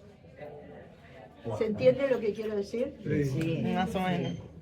Más o menos que lo que... No, ¿cómo es? Pero no, Milei ayer vetó los vetos. No. Eso es lo que más o menos dije, no entendí eso. Por eso, ¿cómo vetar los vetos? Vetar los vetos. Que empecemos con las Bueno, preguntas. empecemos con las preguntas. Les pido 5 minutos, si no, disculpen, pero los voy a cortar. Bueno, ¿vamos? 5 minutos es mucho. Mira, yo tengo una No, acá, hay que anotar. Yo te he invitado, Berta la que dije. Eso. Berta me dijimos, ¿cierto? Tengo una muy sencilla. Pero a ver, espera, ¿hay un orden para las preguntas? Sí, eso está anotado. Nombre. Escuchame. El nombre. Yo tengo una versión. ¿Vos sos Daniel? ¿Vos sos Daniel? Sí. ¿Daniel? Discúlpame, porque tengo anotado acá. Perfecto, Daniel, dale. Yo tengo una versión, lo mío no es la economía. Soy un ciudadano interesado en todo esto, pero tengo información de hace mucho tiempo, no sé de cuándo, que Argentina, la banca argentina, cobra el sobregiro, el rojo bancario, o los no pagos de tarjetas, que en toda América Latina las tarjetas se pagan el mínimo, para eso se hicieron. Más alto, el interés más alto de América Latina, ¿cierto eso? Claro, lo que pasa es que con respecto a Brasil, a México, a Colombia, los países grandes, sí, seguro. Porque la Argentina es un país que tiene, ellos llaman riesgo país, y nos cobran una tasa. El riesgo país en la Argentina está arriba del 700 puntos, o sea, 7 puntos por encima de la prima básica de Estados Unidos. El prima básica de Estados Unidos nos llega a 2%, a nosotros nos cabería una tasa no menos del 9% no en dólares. Fíjate que cuando se colocaron los títulos, se colocaron a 8,5% en dólares. Brasil, México, Chile, los países grandes están por debajo, pero hay países, Perú, todos esos países están por debajo, pero hay países en Latinoamérica que por momentos pueden llegar a pagar más tasa que nosotros, consideran menos, por ejemplo, Venezuela. O sea, lo que estoy diciendo es que es parcialmente cierto. Ahora, lo que sí es que la Argentina paga una sobretasa enorme.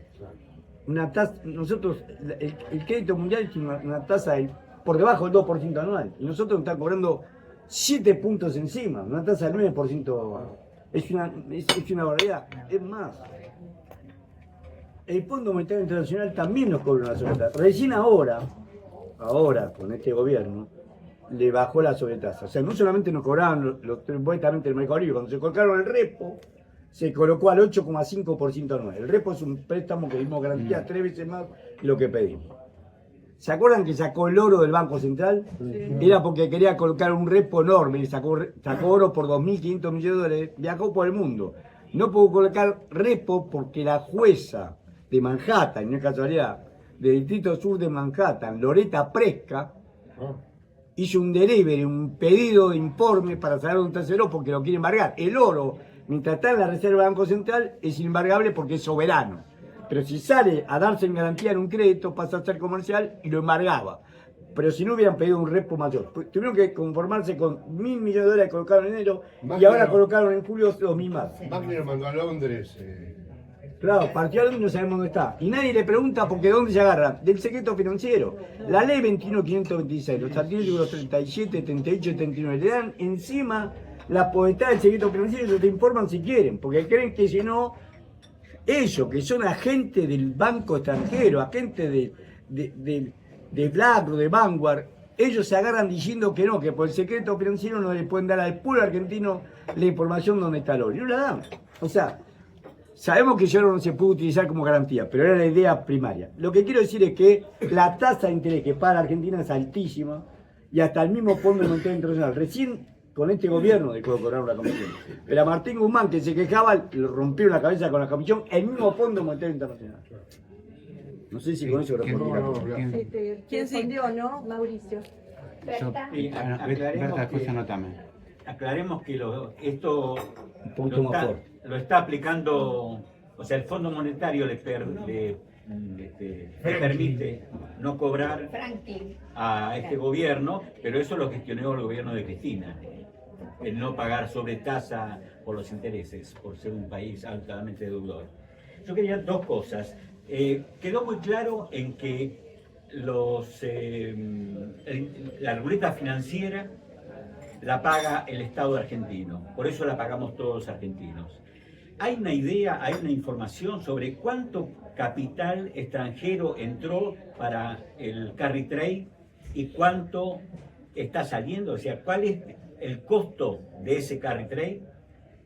Segundo, ¿por qué todos los gobiernos neoliberales lo primero que organizan es el carry trade? Pasó con todos los que pasaron, lo vemos.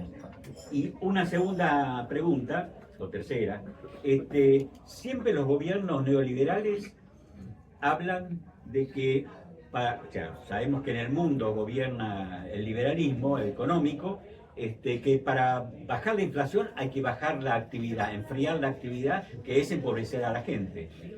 ¿Hay otro camino para bajar la inflación? Bueno, voy a comenzar con la segunda pregunta. Por supuesto, la inflación es como la fiebre del organismo, demuestra que algo funciona mal. Pero ¿qué es lo que funciona mal en Argentina? La distribución del ingreso. La distribución de ingresos la funciona. Entonces vos tenés grandes empresarios que te fijan los precios. En el caso de la Argentina no es un problema de emisión monetaria, ni tampoco de déficit fiscal, ni tampoco porque se monetiza ese déficit fiscal. Es porque los empresarios, cuando uno dice el precio de la pintura del auto, ¿quién te lo fija? Son 7, 8 compañías. ¿Quién te fija la tasa de interés? Todo el mundo se queja de los impuestos, nos dicen la tasa de interés confiscatoria que tenés que pagar para pedir un crédito. El poco crédito que hay te sacan un ojo a la cara por la tasa de interés. Entonces, la inflación es multicausal. Esto decía Martín Guzmán y es verdad, es multicausal, tiene muchas causas. Pero la principal causa en la Argentina es la injusta distribución de ingresos. Vos es como cazar en el zoológico. Pensá en el precio del aceite, de la leche, de todos los productos lácteos, de la carne son 16 frigoríficos. Hay más de 430 frigoríficos anotados en blanco, hay más. Pero anotados en blanco hay 430, pero 16 frigoríficos que se llaman Consorcio ABC, que lidera el frigorífico Río Platense de los Constantines, están los brasileños Marfrig y Swift, están Azul Breve, bueno, los grandes frigoríficos, 16 frigoríficos concentran el grueso de la venta de la carne acá. Ninguno puede irse afuera. El que no pertenece al consorcio ABC, que también está concentrado, es Coto. Pero Coto también marca el precio no muy lejos de lo que hace el consorcio ABC. Se ponen de acuerdo, la economía está cartelizada. Cuando pensamos en el precio de la leche, lo mismo. Se juntan, muchos de ellos están desapareciendo, casos Sáncoro, Verónica, pero los quedan cada vez más concentrados. Cada vez más concentrados en la Serenísima, la Paulina, queda cada vez más concentrado. En cualquier, en lo que veamos nosotros, en los automóviles, en lo que quieran ustedes van a ver que está fuertemente concentrado y ellos fijan los precios. No hay una razón de ser del precio final. En el caso de la carne es alevoso, nosotros tenemos producción de carne. Desde que yo era chico, y no solamente de estatura, decían que tenemos 55 millones de cabezas de ganado, y no crece esa producción. Por supuesto que creció. Lo que pasa es que hacen todas las exportaciones por declaración jurada. Por ejemplo, el año pasado dijeron que habían fañado 3,2 billones de toneladas de carne. Se vendió casi 1.900.000 toneladas se vendieron. Tenía que quedar 2,2. Eso dio el registro de consumo de carne per cápita más bajo los últimos 90 años. Más bajo los últimos 90 años. ¿Por qué? Porque pasamos somos 47 millones de habitantes, se dan cuenta que pasamos a consumir menos de 41 kilos y medio por habitante. Cosa que no pasaba desde 1920. Consumimos menos carne, exportan más. No es que, si consumimos menos carne y consumimos cada vez menos carne vacuna, están exportando más carne. Los chinos nos compran la red entera. La desgracia que tenemos nosotros. Este gobierno lo primero que hizo fue, por el decreto 7023, anuló una resolución del inútil de Alberto Fernández donde teníamos cortes populares. ¿Se acuerdan? Había 7 cortes populares. Asado, trano, así es lo que consumimos nosotros. Como ahora los chinos le venden la red entera, sacaron eso. Es peor. Este gobierno en febrero de este año le vende a los países limítrofes ganado en pie. ¿Quién registra eso? Nadie controla eso. Entonces vos tenés, están desmantelando los controles estatales, lo hacen todo por declaración jurada, están vendiendo, nosotros somos un gran importador. Hay problema con Chile porque dice que le vendimos carne corastosa. Puede ser. Ahora hay problema con Chile. Pero quiero decir que la Argentina es un gran y con una potencialidad muy grande de vender carne por China, porque China son 1.400 millones de habitantes. Ahora le digo lo siguiente. ¿Quién fija el precio de la carne? El alquiler del campo. Vos tenés, eso sí lo hizo también Cristina, ya que la lavaste hace un rato. Cristina, que en la época de Cristina se creó una ley en el 2011 que es el registro de los propiedades rurales, que nunca hubo. La Argentina tiene la tierra más fuerte, que es el registro de propiedad rural. Este registro de propiedad rural dice que 26 millones de hectáreas, 26 millones de manzanas, 26 millones de hectáreas pertenecen solamente a 1.200 titulares. De esos 1.200 titulares, el 70% ni conocen el campo. No van, viven de la renta, viven en Punta Alto o acá en Puerto Madero, en San Isidro. Ni al campo van de visita o mandan sus hijos a andar a caballo. Alquilan. ¿A cuánto alquilan? Al 30-35% del valor de la soja. Es cierto que la soja bajó, está a $300 de tonelada, todo eso es cierto, pero también es cierto que es un pacote de plata que pagás por ser dueño de la tierra. Los bancos nos lucran por tener la carta de porte, como daban antes los piratas. ¿Se acuerdan que la reina de Inglaterra daba la carta de porte a los piratas? Bueno, acá tienen los bancos que dan la carta de porte para captar ahorro público y prestárselo a quienes ellos quieren, que es a ellos mismos.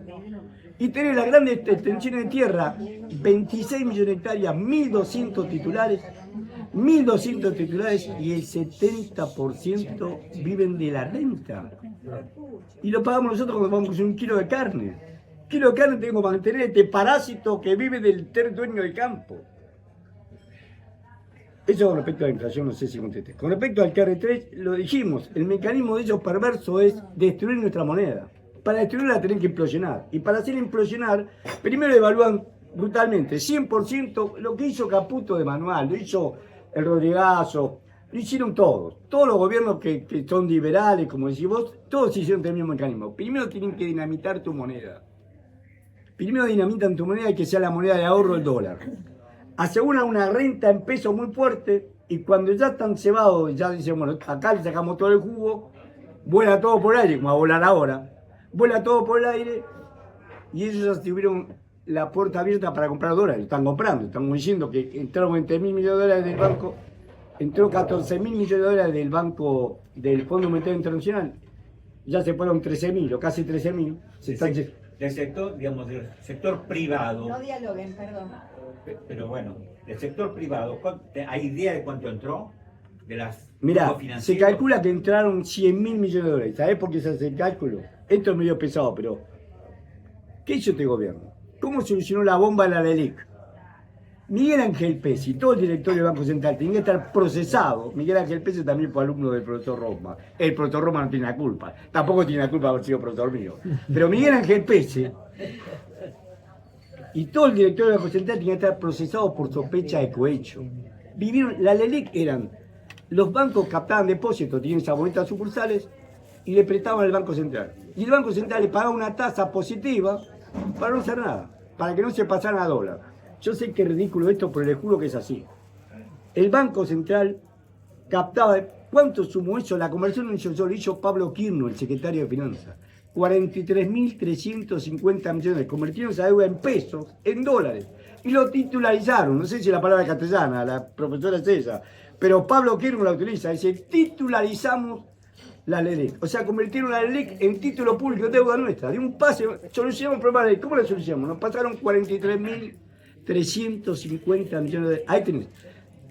El inútil Alberto Fernández cuando se fue dejó un déficit fiscal de 5,5%. Déficit fiscal es no le pagaste el aguinaldo a los trabajadores públicos, no le pagaste a los proveedores, tenés deuda bajo la alfombra, son todos los que no pudiste pagar. Que todos los gobiernos lo hacen en todo el mundo, le ponen límite. Si son miembros de la Unión Europea no puede tener más de un 3% del PIB. En la Argentina no existe ese límite, pero sí vimos la cuenta de inversión del año 2023 y fue 5,56% del PIB. Está en la cuenta de inversión que es el presupuesto ejecutado. Esos son más o menos, en dólares, en unos 28.000 millones de dólares. Eso también lo titularizaron, convirtieron títulos en eso. Vos tenés 43.350 más las 28.000. Y después tenés un mecanismo perverso que es la capitalización. ¿Por qué capitalizan? Porque no puede pagar intereses. Yo sé que esto es pesado, pero no pueden... Por eso, si vos sumás los 43.350, los 28.000 millones de dólares del déficit fiscal que dejó Alberto Fernández, y después ellos entraron a capitalizar, entraron a colocar títulos que no pagan interés. Claro, pagan capital, la famosa LECAP, los BONCAP pagan capital. Yo voy a darle los datos que tengo hasta junio de este año. No tengo para nada sentido.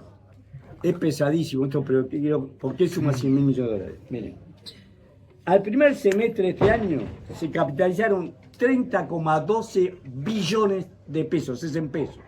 O sea que en dólares serían, a 1.300 pesos el dólar ahora, serían unos 25.000 millones de dólares. 25.000 millones de dólares más de capitalización. Tenés los 43.350, tenés los 28.000 y tenés los 25.000. Por eso calculamos que son 100.000 millones de dólares los que trajeron en dólares y se convirtieron en pesos. Eso le vengo el interés.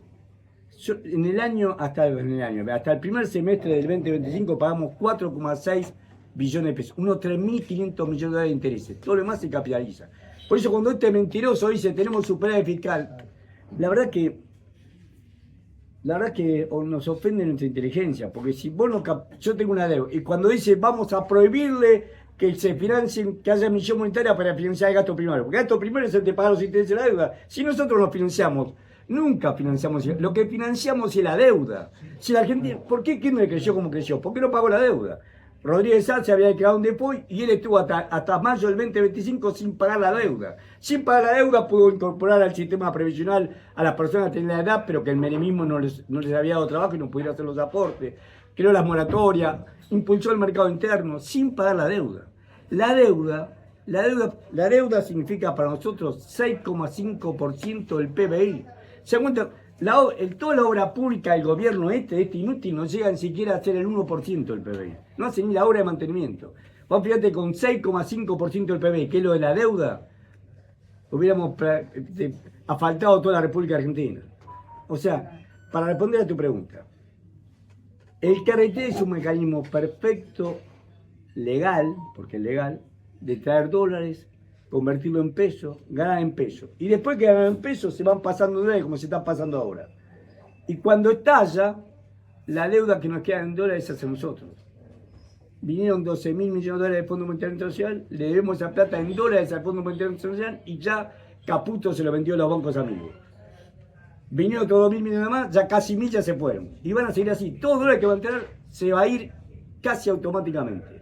Y a nosotros nos queda la deuda. Cuando devalúen, porque van a devaluar, después las elecciones del 26 de octubre del 2025, las elecciones nacionales para senadores y diputados nacionales, van a devaluar seguro. No van a poder devaluar mucho porque grandes empresas tienen deuda. Clarín, ¿por qué Clarín le pega a Milei y lo trata con la algodón en Sacaputo? Clarín tiene un socio en Telecom que se llama David Martínez, otro mexicano, pero vivió toda su vida en Estados Unidos. David Martínez tiene una empresa llamada Fintech. Esa empresa de David Martínez es socia de BlackRock en México. Él es mexicano de nacimiento. Tiene una empresa que es el principal, Pemex es la empresa estatal mexicana. Es una empresa que es el principal proveedor de Pemex de México. ¿Quiénes son los dueños? BlackRock y Fintech. Son socios de años. David Martínez, ¿querés hablar? No sé, ¿qué hago? Termina la frase. Termina la frase y seguimos con las preguntas, Perdón. ¿te parece? Pero quiero contar esto porque dije la evaluación, mirá. Clarín recibió para quedarse con Telecom 1.245 millones de dólares. ¿Quién se lo dio? El capital financiero Manhattan. ¿Quién te va a dar dólares? El capital financiero Manhattan le dio a Clarín 1.245 millones de dólares para que compre Telefónica Argentina que es Movistar. Eso tiene que pagar. Te das cuenta que la devaluación, ellos calculan que van a tener una devaluación, pero no va a ser más del 40% porque si no vuela Clarín. Si la devaluación fuera tipo después de Malvinas, cuando Lorenzo Sigó decía que el que apuesta al dólar pierde, Clarín quiebra. Entonces van a devaluar. Pero también ellos te van sacando ¿cómo te puedo decir? Conocen el paño. Lo han aplicado en este país varias veces.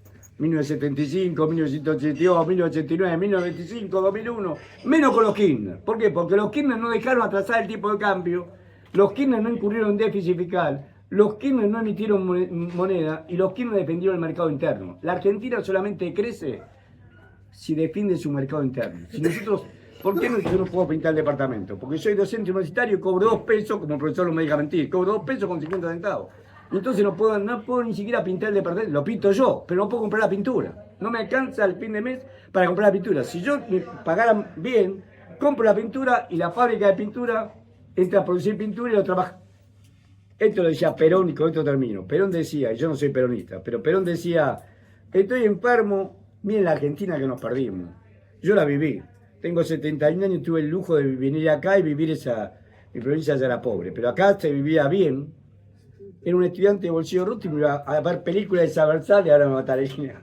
Películas de Sabersal en la calle de la Valle y después me iba a comer a Pipo. Espagueti con peto y tuco, lo que tiene mirada lo que les hacía eso.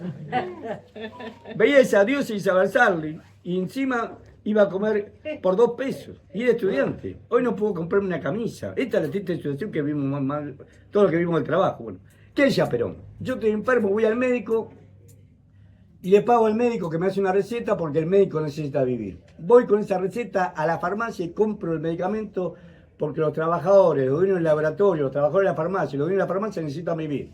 Y después voy con esos medicamentos y los tiro a la basura porque yo también necesito vivir. Con eso demostraba la importancia del consumo. O sea, el consumo es el dinamizador de verdad. Nosotros crecimos cuando crecía el consumo. La Argentina en 1974 era el país más integrado de todo el continente americano, donde hay menos diferencia entre los ricos y los pobres. Yo iba a la calle Lavalle, también iba un rico a la calle Lavalle. O sea, donde menos diferencia había. La pobreza era solamente el 4% de la población. Hoy no tengo ni idea, el profesor Roma puede decir cuánto es la pobreza, pero 4%, pero seguramente debe estar cerca de la mitad de la población. 4% la desocupación era un poco más del 2% en la condición tradicional. Llegas de un trabajo y agarrabas el diario Clarín y conseguías trabajo. Ese país que es maravilloso que tuvimos, es cierto que había problemas políticos, yo de eso no me quiero meter, pero en la parte económica era una pinturita. Y teníamos un ministro de Economía y un equipo de Economía que era totalmente nacional y popular, que fue el equipo que dirigió José Bergelba, Miguel Revestido, bueno, todos esos grandes hombres que tuvo ese gobierno. Bueno, ahora sí. Bueno, a ver, ¿qué les parece? Dada la hora, quedaría Pedro, Franklin, Pablo y Carlos. ¿Les parece? Y vos también. ¿Cómo es tu nombre? Marta. Marta. ¿Qué les parece cerrar con Marta? Hacer ahora cada uno las preguntas y vos contestás Al final. todos juntos. Bueno, ¿Te parece bien? Sí, como Vamos quieran ustedes. anotándolo juntos, sí. Vamos anotando las preguntas por si se nos pierde algo. ¿Les parece? Bueno, carguemos con Pedro. Soy Pedro. Soy Vos sos Pedro. ¿No me vas a dejar preguntar? Sí, te voy a dejar volver. Gracias. ¿Cómo es tu nombre? Gerardo. Gerardo. Bueno, Yo lo que les pido es que me griten porque tengo discapacidad auditiva. Dale. bueno, entonces, dos cosas tengo. Primero, una cosa personal. Pude participar de una empresa nacional auxiliada por el Estado para producir elementos de alto valor tecnológico. Punto. Segundo, la pregunta ahora. Parece evidente que el país no es viable, en el sentido de que siempre tenemos que importar dinero para poder seguir viviendo, en un círculo vicioso que es cada vez peor, porque cada vez necesitamos importar más para pagar capital e intereses. La pregunta es, ¿el capital internacional no ve esto? ¿No ve que Argentina se puede producir una explosión social terrible que a grandes rasgos puede hacer que nos vayamos al comunismo, digamos, y no tienen la visión que hay que proteger al país y por lo tanto hacer que volvamos a ser productivos para poder tener una balanza de pagos productiva que nos permita terminarla con la deuda? Esa es la pregunta. Bueno, seguimos con Franklin. Para que no entendí la primera, repetimos por favor la primera pregunta. No era pregunta, era nada más un dicho. Un comentario. La responde. Sí. Franklin. Acá. Quisiera saber Fuerte. Me cuesta escuchar. Quisiera saber concretamente en qué consiste el secreto financiero. Secreto bancario. Secreto bancario. ¿Quién más? Pablo. Sí. Yo quería preguntar, no sé si se habló antes, pero por el episodio Guzmán, cuando Guzmán se fue, si las cosas hubieran sido mejor o peor. Si Guzmán se quedaba, por el episodio Guzmán, y eso lo quería relacionar con cuál sería la salida, porque hay problemas que se le presentan a este gobierno que se le presentan a todos, como la restricción externa. Digo, si un gobierno popular vuelve a gobernar, viendo lo que pasó con Guzmán también, ¿no? ¿Cuál es la salida? ¿Se puede recomponer la economía? Carlos. No, yo no voy a hacer preguntas porque yo estoy más con el diálogo. No se escucha No me tienen que escuchar. Que no va a hacer preguntas. No, yo no voy a hacer. con el diálogo. Sí, porque a mí me gustaría, estoy mejor cuando se dialoga. De cualquier manera, lo que quería preguntar estuvo contestado. Así que, Bueno, gracias. Gerardo. Sí, le quería preguntar, vos hablás... Un poquito fuerte, no escucho. Vos decís que en las invasiones inglesas el pueblo reconoció claramente al enemigo. No escucho nada. No, lo repite. Está bien, decila. Si la repetimos. Exacto. ¿Cuáles son los motivos por los cuales ahora no lo reconocemos? ¿Por qué no lo reconocemos? Porque no pone la cara. Porque... ¿Listo? Claro. Ella. Comienzo con el tema de la... Perdón, Marta, perdón. En realidad no sé muy bien cómo preguntarte. Sí, no sabe cómo. No sé, porque en realidad yo querría preguntar si queda algo del capital chino que en algún momento había, no sé, y si esa sería una de las maneras que podrían mejorar la situación argentina. ¿Listo? Cerramos con esta. Bueno, comienzo con la primera pregunta de la Argentina de viable. Por favor, a ver. Profe. El profe es el que está hablando. ¿Comienzo? Sí, por favor. Dale. La Argentina es viable, por supuesto que es viable. Un país que tiene energía y que tiene alimentos. Volvemos, ¿por qué pagamos tan caros los alimentos? Vos tenés el 70% de lo que tienen 26 millones de hectáreas, el 70% que ve el alquiler, sin hacer nada. Bancamos, pues lo mismo pasa con los bancos, tenemos una manga de parásitos que viven a costa de la riqueza nacional, que viven a costa del ahorro nacional. Lo que captan los bancos es ahorro nacional, es ahorro de los trabajadores, de las empresas. Un país que tiene energía de alimentos tenemos que ser un país soberano y digno. Con Néstor Kirchner pudimos recuperar gran parte de eso. Si a mí me preguntan qué política económica hay que hacer, aquí hizo Néstor Kirchner. ¿Qué hizo? Néstor Kirchner asumió el 25 de mayo del 2003. Yo no lo voté nunca porque las elecciones que nunca lo pude votar a Néstor Kirchner. En su momento lo voté a Alfredo Bravo en esas elecciones. Él sacó el 22% de los votos. La onda de mayo de desocupación fue 22%. Sacó tanto voto como tantos desocupados había. La onda de mayo. En esa época se tomaban las ondas de desocupación en mayo y en octubre. La onda de mayo del año 2003 fue 22% de desocupados. Y él sacó 22% de los votos. Recordemos que asumió el 25 de mayo porque no se presentó menos. ¿Qué hizo? Apenas llegó. Primeramente un discurso maravilloso. Nos dijo a todos, dijo, queremos que se levante una nueva y grandiosa nación, la nuestra. O sea, una clara idea de la defensa del mercado interno, del trabajo y la producción nacional. Apenas llegó, lo primero que hizo se metió con la justicia. Lo sacó a Borgiano, a Nazareno, toda esa corte corrupta menemista. Después dio aumentos salariales por decreto. Después llamó a paritaria, que no teníamos paritaria desde 1974. O sea, hizo todo lo que hizo, lo hizo. Cuando me preguntaban cuánto tiene que ser el aumento de las paritarias, la inflación más 2 puntos.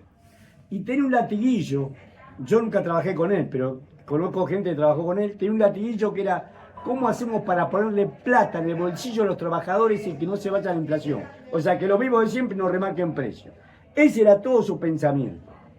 Fue sin lugar a duda un gran economista y un gran patriota. Defender el mercado interno, defender el trabajo nacional, defender la producción nacional. Con las pocas herramientas que tenía. Nos sacó al Fondo Monetario Internacional de encima. Cuando estoy deprimido hay 2 cosas que veo. El gol de Maradona a los ingleses y la jugada de él. Ahorró en silencio, como decía él, porque él hablaba por un lado pero trabajaba por el otro. Puso un director en el Banco Central cuya misión era decirle todos los días cuál era la posición del Banco Central. Fue juntando como un artesano 9.400, un poco más de 9.400 millones de dólares, fue juntando de los ojeros. De los ojeros, nosotros habíamos empezado con el boom de la soja, un aporte de exportación de soja. No hacía como como Caputo le vende, entra los dólares y se los da a los amigos. No dejaba sacar un dólar. Por eso tenía ese director cuya principal misión era informarle. Él todos los días a las 7 de la mañana tenía que tener en su escritorio de la Casa Rosada, tenía que tener cuál era la posición del cierre del Banco Central de Reservas Internacionales. Juntó un poco más de 9.400 millones de dólares y le pagó en enero del 2006, no tenemos tenemos superávit comercial, pero no la magnitud de ahora. No tuvimos 20.000 millones de dólares como el año pasado de superávit comercial. Juntó el de los 9 meses del 2005 y el del 2003. De los 12 meses del 2004, los 12 meses del 2005 juntó 9.400 millones de dólares y los primeros días de enero del 2006 fue y le pagó hasta el último.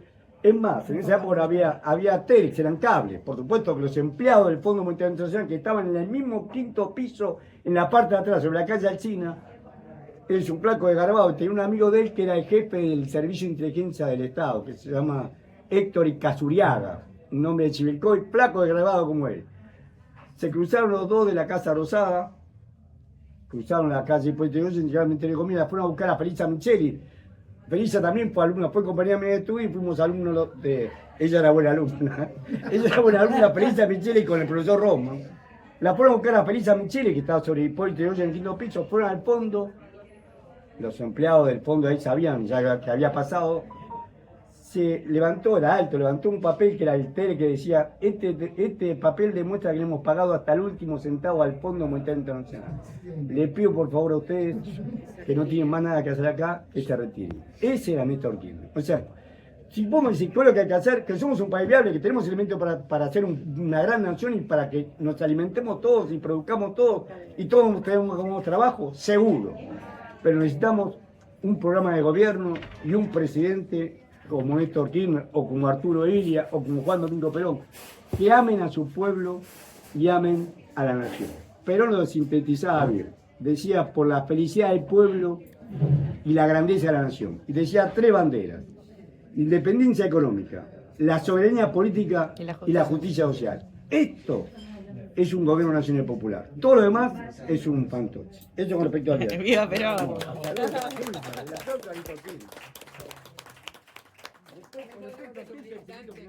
Todas las dictaduras han puesto secretos. El primer secreto que tuvimos nosotros fue en el año 1932, dictadura de Uriburu, ministro de Hacienda, que era el nombre de ese cargo, Federico Pinedo, que es el abuelo del que fue presidente por 8 horas, era el presidente alterno del Senado, y como Cristina no le quiso dar la banda a Macri, por 8 horas es el nieto. Este es el abuelo. El jefe asesor de ese abuelo era Raúl Previs, ahora se llama Rosman. Porque Previs era un gran teórico, pero siempre jugó, en la Argentina siempre jugó a favor de los enemigos. Previs fueron los mentores del secreto fiscal. Sacaron una ley que era la DGI, porque tenían que coparticipar en el impuesto a la ganancia, que es un impuesto directo, crearon la DGI, y ahí crearon la ley 11.683 de procedimiento tributario, y ahí está el secreto fiscal. El segundo secreto, la ley 18.111, dictadura húngara, la reglamentación bursátil, ahí crean el secreto bursátil. El tercer secreto, la ley 21.526, año 1977. Ahí está el secreto bancario. ¿Qué significa el secreto bancario? Que el banco, salvo que el juez le pida con nombre y apellido, Horacio Robelli es un estafador, si no, no le puede dar ninguna información ni al juez, salvo que el juez te pida con nombre y apellido, en el documento identificado, ahí puede reportar. El banco no tiene ninguna obligación, como si fuera un ente aparte de la sociedad. No tiene obligación. Hay lavado de dinero. Te acusan de lavado de dinero. Si no tenés una acusación formal, el banco no te da ningún tipo de información. O sea que el secreto bancario protege a los clientes de los bancos. No a mí. Que enseguida, ¿se acuerdan que existía una forma que se llama Veras? O Verás, no me acuerdo. Verás. Bueno, Veras o Verás, te daban la información. Y los bancos te la daban.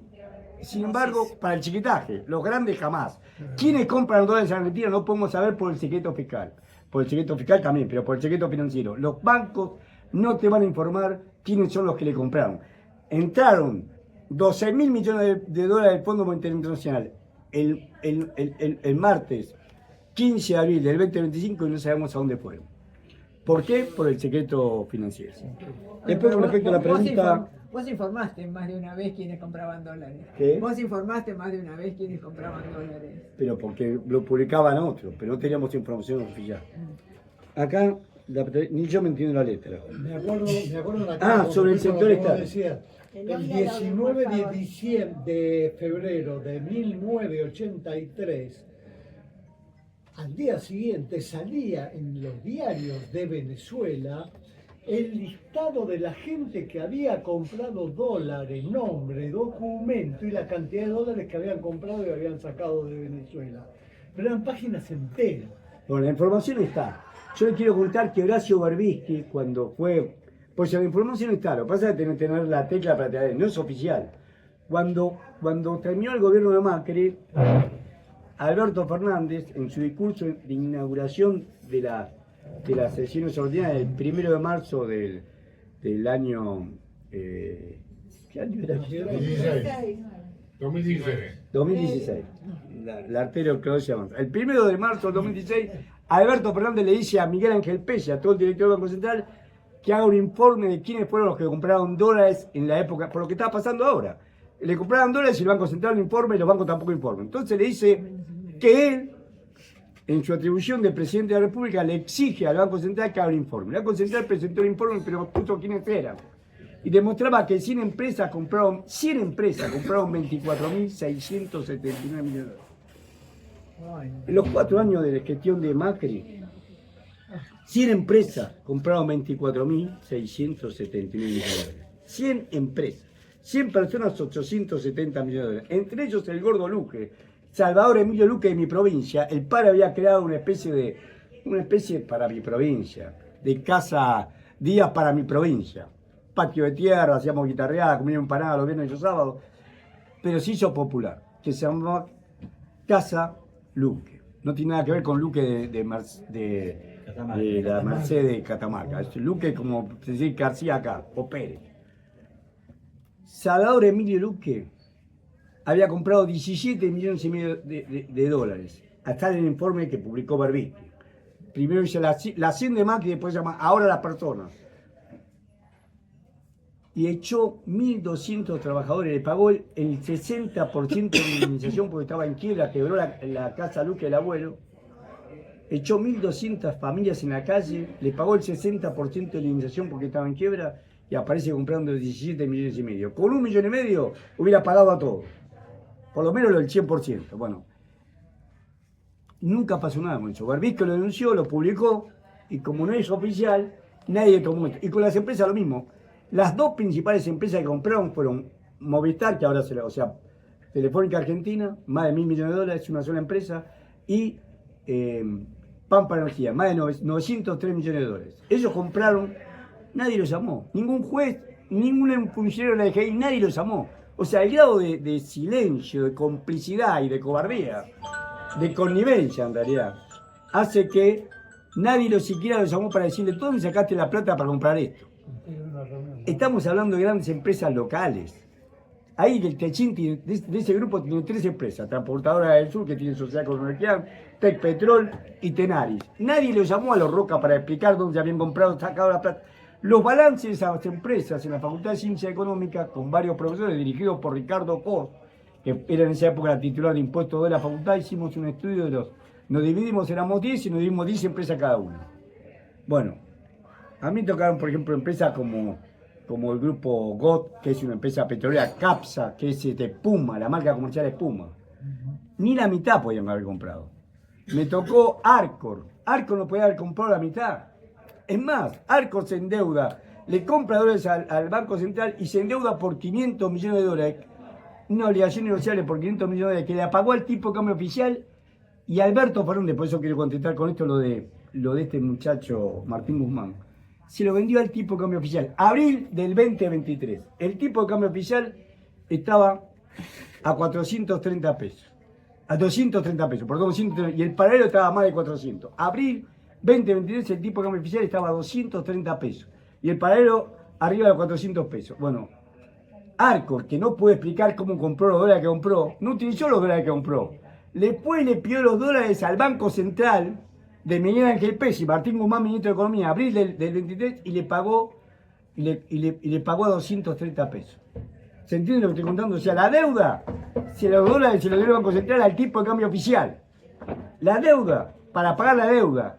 Con esos $500 millones que se contrajo Arcor, se quedó con el 16% del paquete accionario de la Serenísima.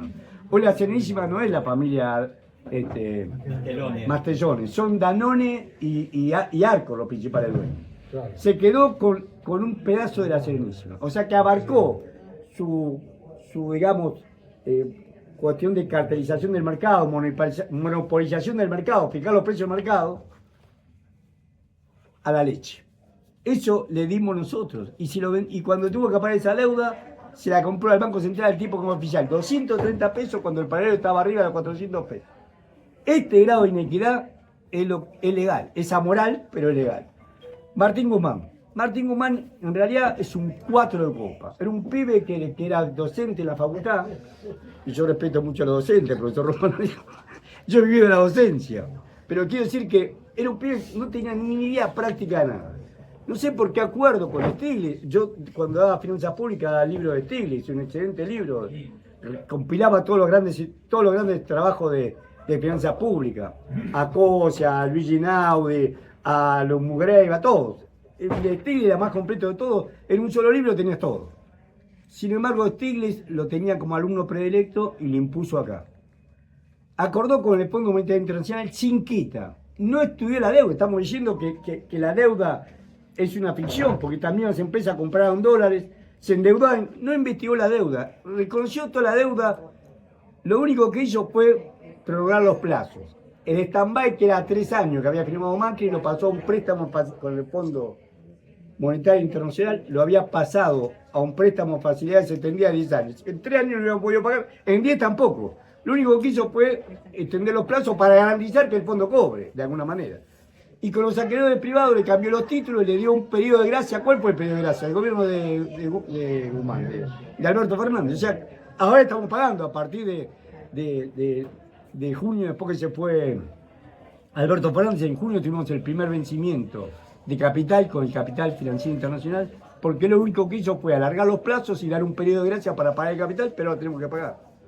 Entonces, el gobierno nacional y popular de Alberto Fernández fue un fracaso por donde lo miren. No investigó la deuda, aceptó toda la deuda, negoció los plazos, el único oficio fue negociar los plazos y económicamente ni siquiera mantuvo fuerza en el mercado interno, ni siquiera ajustó la verde de los jubilados. Ahora es peor, pero ni siquiera ajustó los saberes de los jubilados que cobraban también mal, no tan mal como ahora, pero cobraban mal. No hizo nada por el mercado interno, la inversión pública brilló por su ausencia. Y lo único que hizo es, como mantener la ficción de un gasto presupuestario, pero sobre todo con el interés supremo y primordial de pagar los intereses de la deuda. No sé si me queda con otra pregunta más. ¿Qué dice? Ah, perdón, ¿ya son 2:15? No, son 2:05. Yo para que vayan. ¿Qué? Yo para que vayan. Yo no sé si me queda alguna pregunta por contestar. ¿Puedo hacer una pregunta personal? ¿Puedo hacer una pregunta personal? Sí, sí.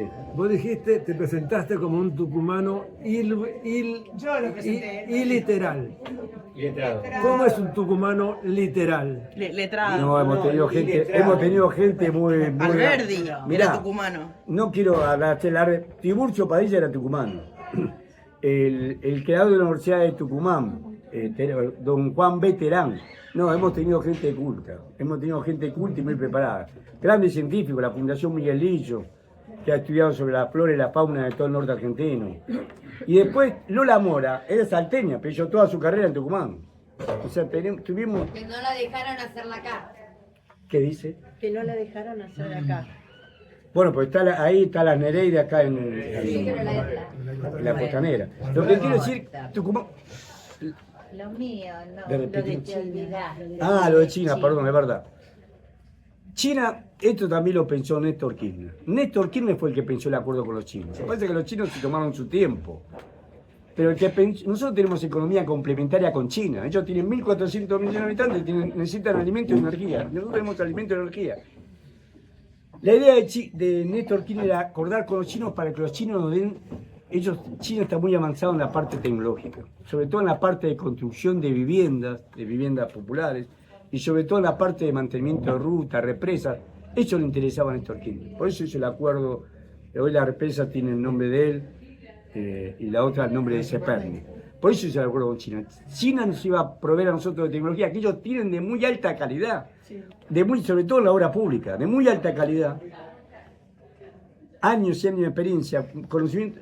Quería acordar con China. Nosotros a cambio le íbamos a vender alimento y energía. Ese era el acuerdo. De hecho, fíjense que Laura Richardson, que fue la jefa del Comando Sur, dijo: no vamos a permitir que China, dice en inglés, opere con nuestra puna. La puna le pertenece a Chile, a Argentina y a Bolivia. Con nuestra puna. ¿Y qué es lo que dice todavía, el que no asumió como embajador de Estados Unidos, Peter Lamela, que él mismo se dice cubano de nacimiento y americano por la gracia de Dios? Hijo de la gusanera cubana, ¿qué es lo que dice? No vamos a permitir que Argentina negocie con China. O sea, obviamente, nosotros tenemos economía complementaria con China y tenemos economía confrontada con Estados Unidos. El principal exportador y productor de soja es Estados Unidos. El principal productor y exportador de gas y de petróleo convencional es Estados Unidos. De carne. No tenemos nada que venderle a Estados Unidos. Limones, le vendemos limones por un acuerdo, porque ellos también pueden producir limones. Pero si no, no tenemos nada para venderle. Entonces, o carne de la cuota Hilton, porque ellos quieren. Y hay que ver hasta cuándo. Porque ellos quieren, si no, no nos compran tampoco. Ellos tienen ganado, tienen todo. O sea, los acuerdos nuestros son siempre de favor, para poder morigerar el déficit comercial permanente que tenemos con Estados Unidos. Obviamente, la Argentina, su lugar en el mundo es el BRIC. La Argentina fue invitada al BRIC. Es cierto que se había ganado las elecciones en Milei, pero todavía estaba Alberto Fernández y mandó al embajador. Inútil está para eso, mandó al embajador. Lo habían invitado Brasil y China, que son dos de los principales países del BRIC. Los BRIC se ampliaron, tienen los principales países productores y exportadores de petróleo, porque están Irán, Arabia Saudita, los Emiratos Árabes. Acuerdan con China, van a hacer un tren transoceánico desde Río de Janeiro hasta Perú. Y no pasan por nosotros. O sea, es un gran error salirse del acuerdo con China. Nosotros tenemos que tener economía comunitaria con China. Un acuerdo... Lo peor que pudo haber hecho fue sacarnos de los BRICS. ¿Qué me dice? De entrada.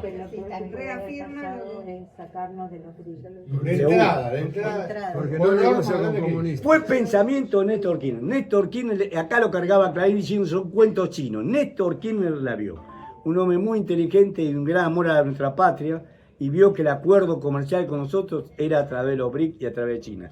Y recordemos, ya que estamos hablando de Néstor Kirchner, que el acuerdo del fortalecimiento del UNASUR, del Mercosur, del UNASUR y de la CELAC, que era la Comisión de Economía de los Países Latinoamericanos y el Caribe, Nosotros nos reunimos independientemente de Estados Unidos hasta 1824, en que el gran Simón Bolívar llamó al Congreso anfitriónico en lo que hoy es la bella ciudad de Panamá. Bolívar, por supuesto, la Argentina mileísta de esa época, Rivadavia era el presidente, en 1824 no mandó a ningún representante, como tampoco mandamos ahora a los gringos. Pero los países, menos Brasil, los países hispanos que nos habíamos independizado, recordemos en 1824, en diciembre de 1824 fue la última gran batalla, la de Ayacucho, que otro gran patriota fue el mariscal José de Sucre, dirigió esa hermosa batalla que nos dio el triunfo patrio y el retiro final de España. Bueno, en ese marco, el gran Simón Bolívar había llamado a todos los países independientes. ¿Quién no fue? La colonia británica, Argentina. Argentina nos mandó gente al acuerdo del Congreso Anfitriónico de 1824. ¿Quién lo recreó? Kirchner, Lula, Correa de Ecuador, Evo Morales de Bolivia, Mujica de Uruguay. Esos grandes presidentes recrearon, y eso no teníamos a México. Esos grandes presidentes se volvió a crear en ese Congreso y la Argentina conformó la CELAC. Este es el camino. La idea era que nosotros provocamos una parte, Perú otra, y los dos le vendamos afuera. Tenemos capacidad de integrarnos y la Argentina es un país riquísimo, tiene recursos, por eso vienen, por nuestros recursos naturales. Porque yo les tengo que decir lamentablemente que toda esta deuda que tenemos, cuando estalle la deuda, la vamos a pagar nosotros. Pero no solamente con nuestro trabajo o con nuestra miseria, sino con lo que más tienen ellos, nuestros recursos naturales. Petróleo, gas, litio, minerales raros, uranio, agua pesada, agua potable, cobre. Claro, Chile es el principal exportador mundial de cobre. La Argentina es linda con Chile, compartimos la cordillera. Van a estallar los glaciares, van a hacer cualquier desastre, pero vamos a ser un importante exportador de cobre. Decime. Sí, discúlpeme, mi nombre es Laura, tuve compañera de cátedra de 32 años, Aldo Ferrer, junto a quien me formé en la economía heterodoxa. Y él decía, ¿qué vamos a negociar con el fondo? ¿Cuánto hay que pagarle? ¿Cuánto se van a llevar? No cuánto van a traer. Prefiero el default a que sea el Fondo Monetario Internacional el que tenga oficinas en el Ministerio de Economía, en el Banco Central y gobierna en nuestro país.